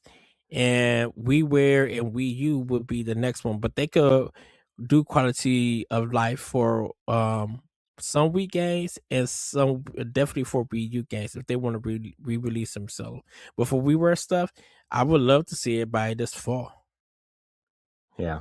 That would be the one of the biggest highlight for the summer directs that happen. Like if Nintendo drops that, even if it's just like starting off the show or ending the show of their summer direct before like a big game, they announce that, or even in the middle, they announce that, and then show maybe 10 titles for Wii games, and then 5 games from WiiWare. Yeah. Well, I mean, I still think that WiiWare will come at some point. I feel like these digital storefronts that have been closed down are like the next ones. And I think it also depends if the DS, that second screen experience that we talked about earlier, is going to come at some point. Yeah. I think obviously that the DS games depend on that. Most of them do anyway. But the Wii ones, I mean, so man, I will do that. Even though it's not part of the WiiWare, I would love to see Sin and Punishment 2. Just like a Wii NSO to be like, yeah, give it to me. I'm like, I need Sin and more Punishment's treasure on keys. NSO now, right? The first one for 64, right? That's on there right now, right? So Yeah. But when it came to Wii, it was on was WiiWare was for all It the was games on that you Virtual could buy, Console. right? It was on Virtual Virtual console. Console. Yeah. Yeah, that you could buy. Okay. Yeah. Yeah. Because it released on the N64 in Japan and never came here. It was planned to come here, but the N64 wasn't a big system. So when they stopped making the N64 here, they didn't bring the game over. All right. Yeah. Ashley K writes in via email. Hey, Block Bros. Will Nintendo Switch Online expand their GameCube collection beyond the usual hits? I'd love to see Custom Robo or Piano 3. Your podcast makes me feel happy and nostalgic in a time where we never know what's going to happen in the world. So Custom Robo and PN3, but PN3 is Capcom. So Capcom would have to make that decision. It would be smart for them to do it. If I would say this because Capcom and Nintendo are thriving in their relationship, throw it on there. They can resell Resident Evil 4. That I don't care. If they put PN03 and Resident Evil 4 is already on Switch 1. Yeah, but the remake version of that. Yeah.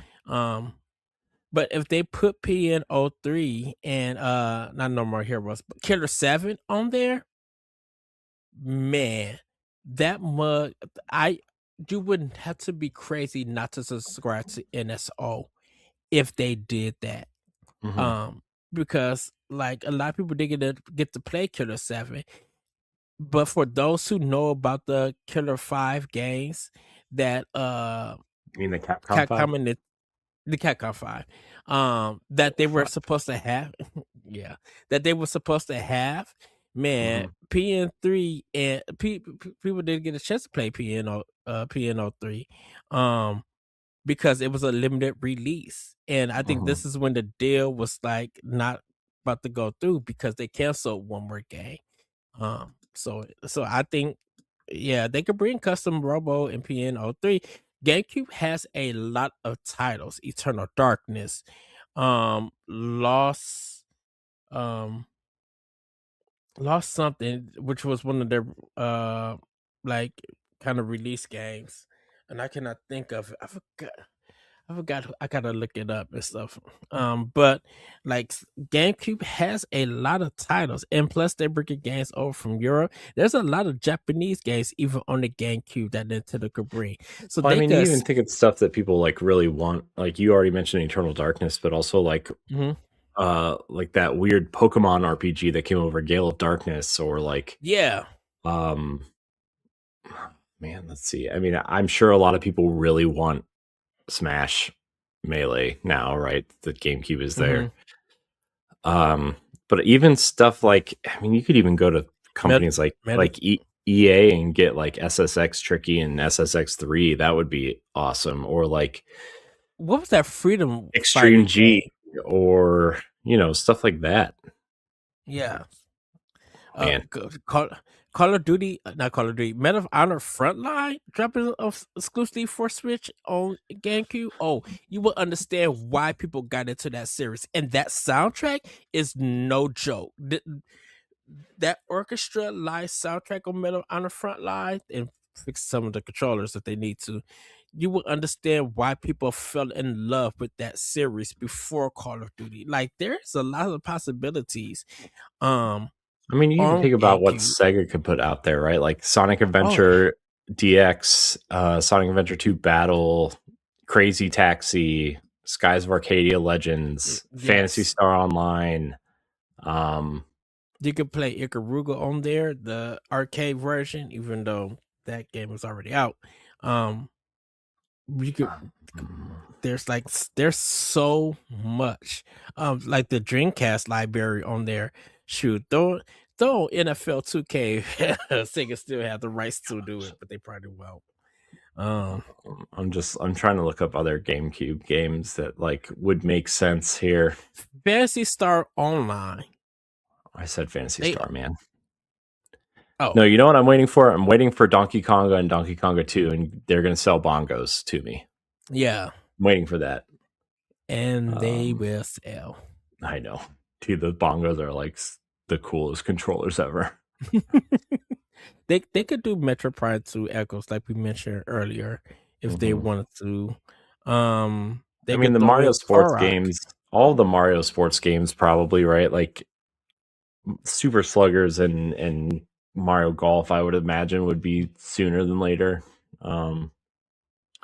I still think What is Toadstool Tour is the best Mario Golf game. what, Still, what is the one with the egg for Sega? With the Rooster Boy. Billy Hatcher. Yes, Yeah, love that game. I love Billy Hatcher. Billy Hatcher was awesome. Yes, la la la la la la. La. Jeez. Yeah. But yeah, classic platform game. So good. Uh, Yeah, I mean, you mentioned Twin Snakes earlier, which yeah. I think could probably be a possibility at some point. I mean, they could do Especially one. if it's not in that next collection, like an NSO Mhm. release would make total sense alongside that, right? Like that feels really easy, in my The Mega opinion. Man RP. There's some Mega Man RPGs that they made for console that's not the Game Boy ones and stuff. Hmm. Um, Uh, what is it? Mega Man Network Transmission, Mega yeah, Man Command Mission. I think so. Yeah, Those are listed here for GameCube. Um, yeah, I mean, there's a lot here, man. like I mean, and I would replay Tales of Symphonia if they re-released it Oh on my gosh, GameCube dude. because that one is the 60 frames per second one. The original one, man, y'all just don't know how tight that game was. You will understand why people got into the Tales game because of Tales of Symphonia on GameCube. You I have mean, you to could play go to the game. Ubisoft and get the Prince of Persia trilogy. You can get Rayman 2 Oh, and 3. You could get, you know what I mean? Like, you could get some really mm-hmm. great games from this. That Prince of Persia 1 to 3, that whole trilogy. Even though I know I played 2 and 3 on Xbox because I for love some Prince of reason that Persia, was man. on. Yeah, I Prince mean, of Persia Sonic says a time. Heroes. We got Soul Calibur. Ooh, Soul Calibur 2. Yes, We got Soul Calibur too. Calibur 2. Yeah. Star Fox Adventures and Star Fox Assault, Mm-hmm. the Rogue Squadron games, Classics. Monkey Ball. Although I think That those are 3D Ninja available. Turtle games. Yeah, that 3D Ninja Turtle games was hard though. All the three that were based off the cartoon that was on at the time. Yeah. Yeah, Yeah. there's TMNT, and then there's the second one, which is Battle Nexus, and then Mutant Nightmare. And then they Mm-hmm. released one that was kind of like a Smash Yeah. TMNT Mutant Melee. Yeah. I mean, you could even go to Ubisoft and get like the 4 Splinter Cell games that were released. Tomb Shoot. Raider The Legend. the Mario Party games. Ooh, Tomb Yeah, Raider I mean Legends. those feel like shoe-ins, right? I mean, the first 3 are already on NSO, right? So Mm-hmm. this feels like a shoe-in. Mario Party 4, I Wave love. Race, Blue Storm, Yeah. 1080. Um, man, you know it'd be awesome to get, and they won't get it because just the licensing nightmare. But man, X-Men Legends 1 and 2 would be awesome. Oh, Gosh, yeah. that'd be so good. All right, let's move on. But yeah, Good. that's our is. We have Every GameCube so game many. ever. Bring it over. We have our GameCube time capsule expansion pass. Go check it out. We talked a lot about GameCube like we have for the last 400 episodes. There's a lot of GameCube talk that we Dude, have. the We GameCube is have just a this. special console, man. It's It's it's just it's a just a it's just top tier. Why do you think people still talk about that in the Dreamcast? Top tier consoles that more people should have played. yeah. I just feel like the GameCube specifically. I mean, Dreamcast, yeah, but you can get almost all of those games somewhere else now, right? Yeah. I mean, like if you own an Xbox or a GameCube, like you could get 90% of that library, right? Yeah. But something about the GameCube, man, it's just something. Mm-hmm. Lord Master Q writes in, Elite Block Agents. What do you think Nintendo's strategy for Switch 2 what do you think Nintendo's strategy is for Switch 2 accessories? We see modular designs like the Labo kits or something completely new? Thanks for the content every week, and I hope you bring back expansion pass too. Well, you're in luck. We recorded 2 expansion passes this weekend. Yes. Which I still need to edit and put up and figure out what I'm going to do with that. But accessories, I mean, I'll probably just drip feed it. And I'm sure, like, I mean, pro controllers seem like a shoe in. I mean, we're getting that Resident Evil one, right? And Joy-Cons, we just got the new ones. I don't know. It still feels like they're being very shy with accessories still. Aside from the Virtual Boy. Yeah, I think Nintendo is waiting for a special, definitely bring out special editions and designs. I think once they get definitely more systems out, they'll be bringing out more accessories. It's not going to be anything, different than what they did with their past systems, or even with, the Switch. I think we'll get different pro controllers. I think they'll allow other companies to bring out their amiibos and stuff. I think we'll definitely get different Joy-Cons, like colors and stuff and designs. Hopefully we get more than just a little color here, a little color there. Um, I think there's enough stuff that they could bring out at this time, though. If they don't, Nintendo is being smart on stuff that they bring out, like the Alarmo, and with the talking flower and stuff from Mario Wonder. Pre-order that too. I think they're trying to go in a different route of bringing not just stuff for, for the Switch or Switch 2, but bring stuff that you could use in your home. Like with the Alarmo, to help you sleep and stuff like there. You know, with Nintendo Music, even though that's, with they bringing a soundtrack, you could listen to stuff with that to sleep, and or drive or cook or whatever. Like, I think Nintendo's just thinking outside the box of just making just switch to accessories. We can make things for everyday home, make your house look up, or whatever room, your game room or your personal room look, like really good by releasing products that you could put on the shelves and enjoy and stuff. So I think in the future, I think with Labo, they kind of ended that. They put out all of the kits, it's sold what it's sold, and it is what it is and stuff. Um, I think that Nintendo's just like where, but as the year go on, we could bring things out. That's not just Switch 2 related or video game related and stuff. So in a kind of way, I think Nintendo is taking Iwata's dream, um, and with the relaxing kind of things, and making use of it now and bringing those out in other products, that they don't have to gamify in a sense. So, um, I think they just have plans to do more than just accessories for the Switch 2.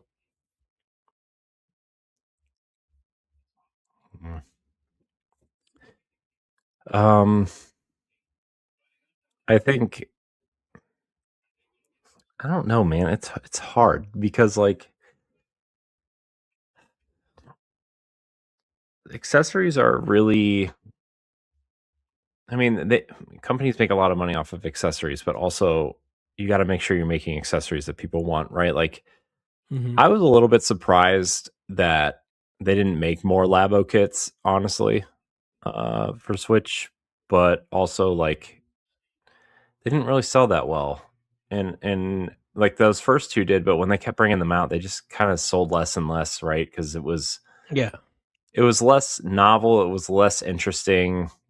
Not from like an engineering aspect. It was just like, oh well, they've been putting cardboard out in boxes and selling it to us. So, um, I do think that the Labo stuff was really fascinating, though, and actually, a lot of companies have been copying that idea in a lot of ways. I there's stuff at my kids' schools that are using cardboard for engineering and stuff like that, and it's like, Mm-hmm. oh well, Nintendo was doing this like 5 or 6 years ago, and um, I don't know. It's just interesting to see the influence of Labo across the board, even if Nintendo's not doing it themselves anymore.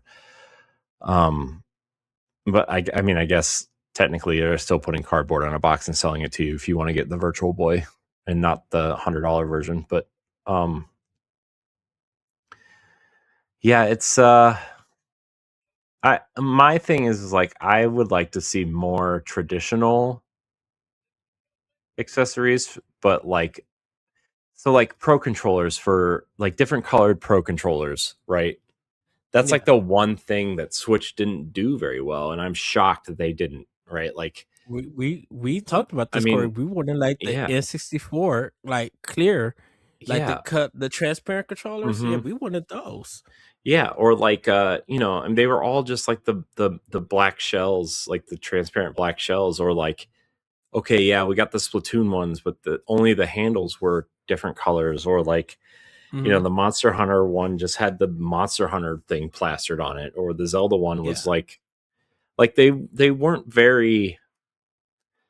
I don't know. I wanted to see somebody playing with a pink pro controller or like a bright blue pro Yeah. controller, right? And not just some, oh well, the handles are different colors, so that makes it different. And don't get me wrong, I think the most unique one was the Xenoblade one, Yes. honestly. And it was still like, oh, it just has pink handles with a teal X on the front, essentially. Uh but I don't know. I want to see more stuff like that. And it's like it's going backwards with the Joy Cons, right? Because like even the new Joy Cons are different colors, but it's only the inside still. Like I Right. want I liked the neon colors and I miss that. Um I hope they come around to that because like I feel like maybe with whatever the second iteration of this console is, right? Like whatever the OLED edition is that eventually comes out, or uh the light version, which is heavily rumored recently. Um Hmm. I don't know. I wonder if they'll do that, but I don't know. I miss the traditional weird accessories, especially because like Xbox has Design Lab, right? So like you can go make your own accessories, which is neat. Or like Yeah. PlayStation just put out those weird color wave ones, which are ugly, but I mean they still have like a variety of controllers to choose from. Uh, Yes. which I bought the cosmic purple one, which I still really like a lot. Uh, so yeah, I don't know, man. It's I would buy that translucent blue one for Xbox, but it has the rubber grips on it. Right. And I can't do that. So, Yeah. I just think we need some translucent dude, controllers we for need some. for Yeah, Nintendo. we need some like real translucent controllers, man.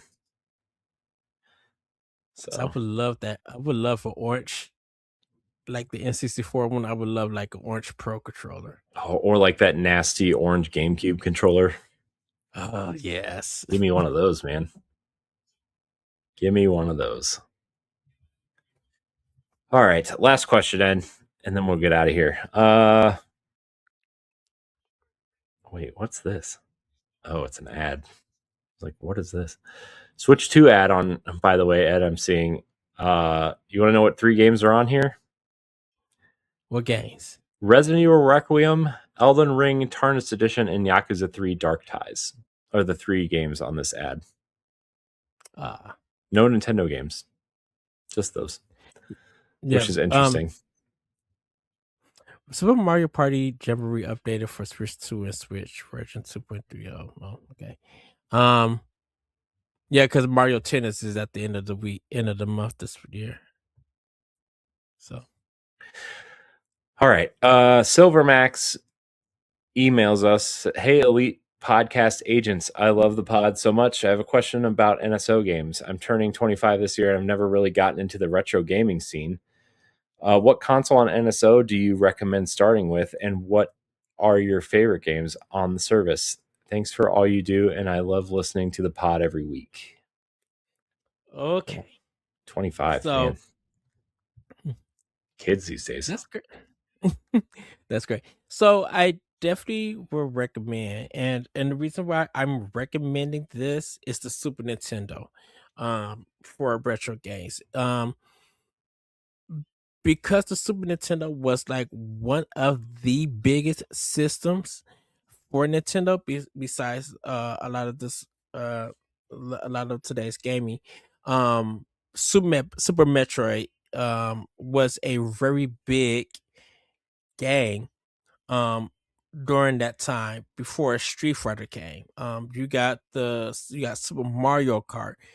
You kind of got a lot of original stuff on the Super NES in different art styles. So, I recommend Super Metroid. I would say Earthbound. I know Corey will clown me about that, but then Super Mario All Stars.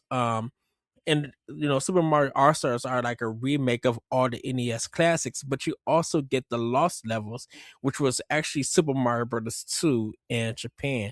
Donkey Kong Country, when Rare was putting out uh a 2D classic with that graphic style that had never been done. Um Punch Out. I'm just going on it. Super Mario World 2 Yoshi's Island is kind of the start of the Yoshi games. But I definitely recommend that one because you're going to see why Nintendo was kind of king of bosses. They were very innovative and very creative in strategy, and you got this Crayola crayon kind of look to it and everything. Yes, the baby might be a little bit annoying, but I'm like it started off the Yoshi Island or the Yoshi games and stuff, but it was so popular with that, and it's just such a fun game with that.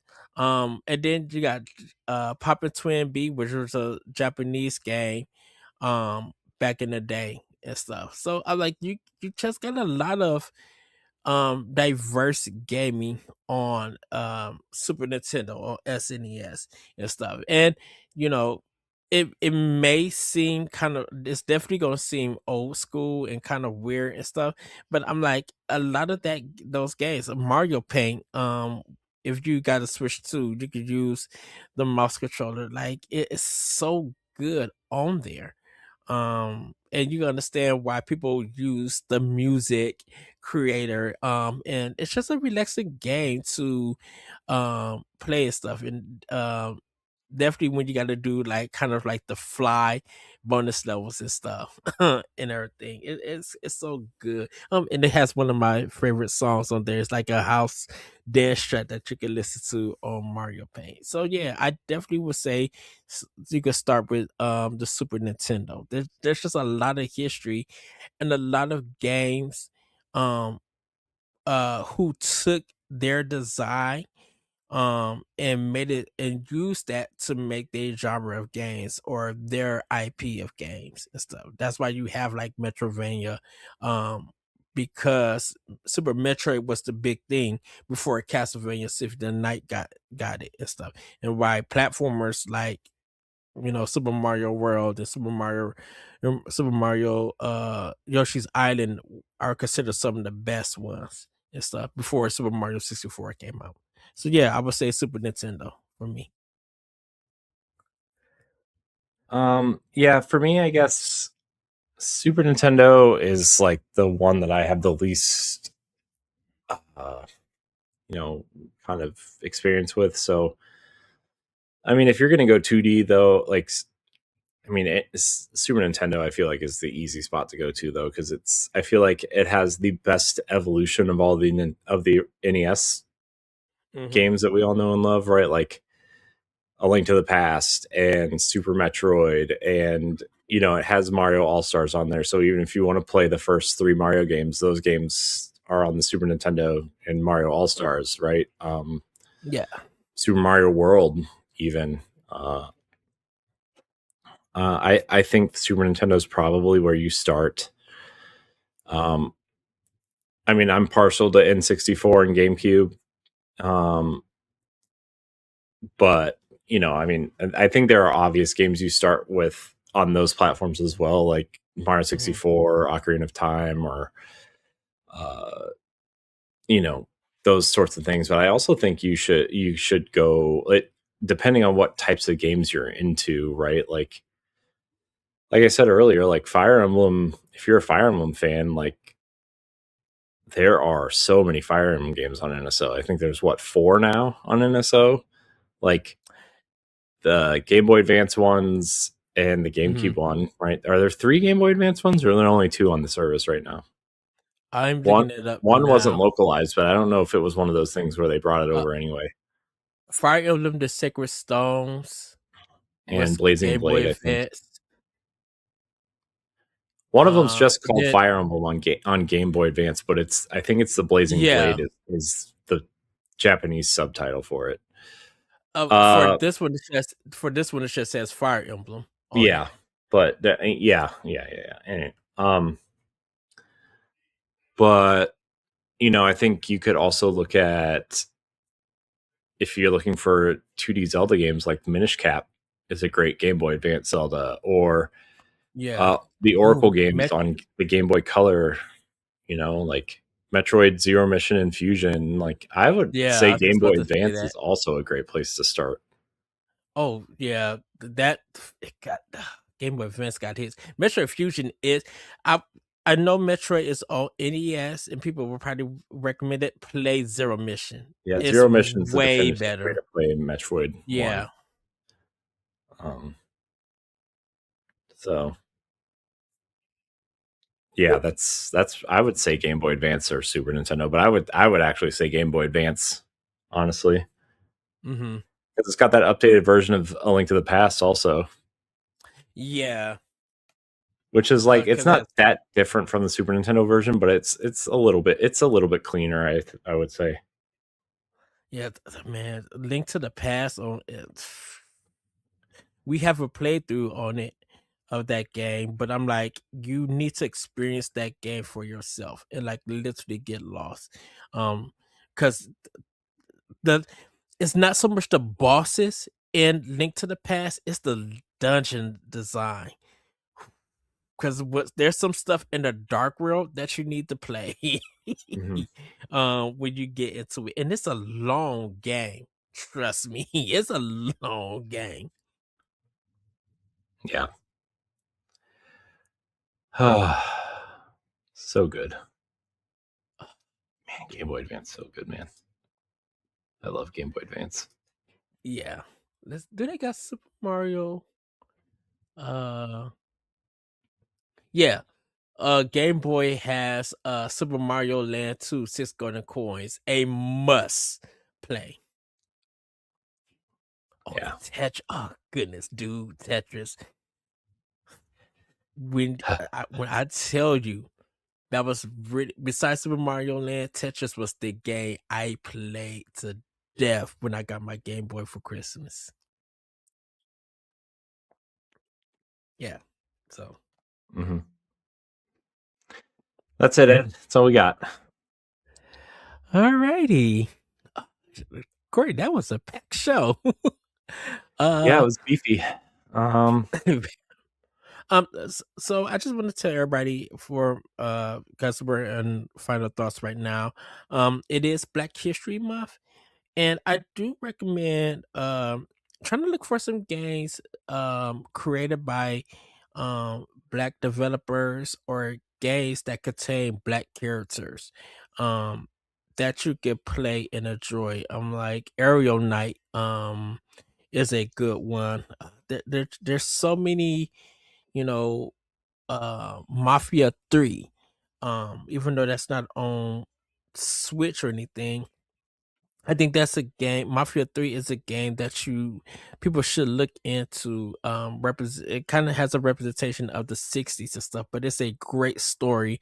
And you can play that on other platforms. I kind of just want people to realize that there are games dedicated to not I'm gonna say dedicated to, but that were created from black developers and games that have black characters. I know some people might say Resident Evil 5 and stuff, and you could take it or leave it, but like I think this month, if you can, just play games that, have some representation of African Americans, black people in them and stuff. Whether it's going to be a good game or a bad game, really try to, even if you can support, really try to just play those creative ideas from black developers and stuff like that. So that's my final thought this month. Or for this episode, not this month, this episode. Corey, any final thoughts? Just started. I mean, my final thought is just, there's a lot going on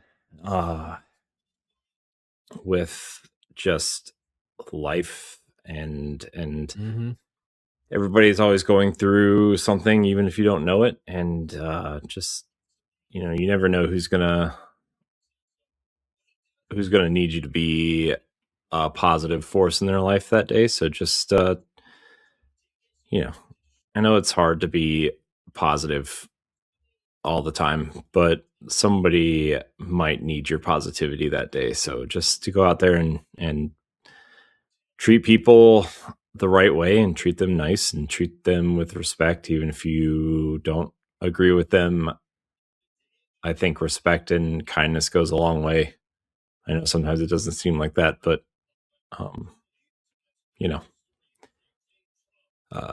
do it anyway because it's the right thing to do. Yes. Be on the right side of the problem, not the wrong side. So that's all I have to say, I think. Well, thank you for watching and or listening to this episode of Nintendo Pow Block. If you joined us live, follow or subscribe to the channel you're watching if you haven't done so already. If you're watching later on YouTube, be sure to subscribe to the channel, like the video, and share your thoughts in the comments, whether it's on today's topics or a new idea we can discuss in a future episode.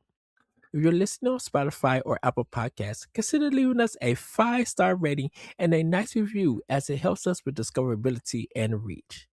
You can support Boss Rush on Patreon at patreon.com/BossRushNetwork at the tier that's right for you. You can even follow for free and gain access to all of our base shows on one feed. Thank you again for watching and or listening, and we'll see you next time. Bye, everybody. Woohoo! Goodbye.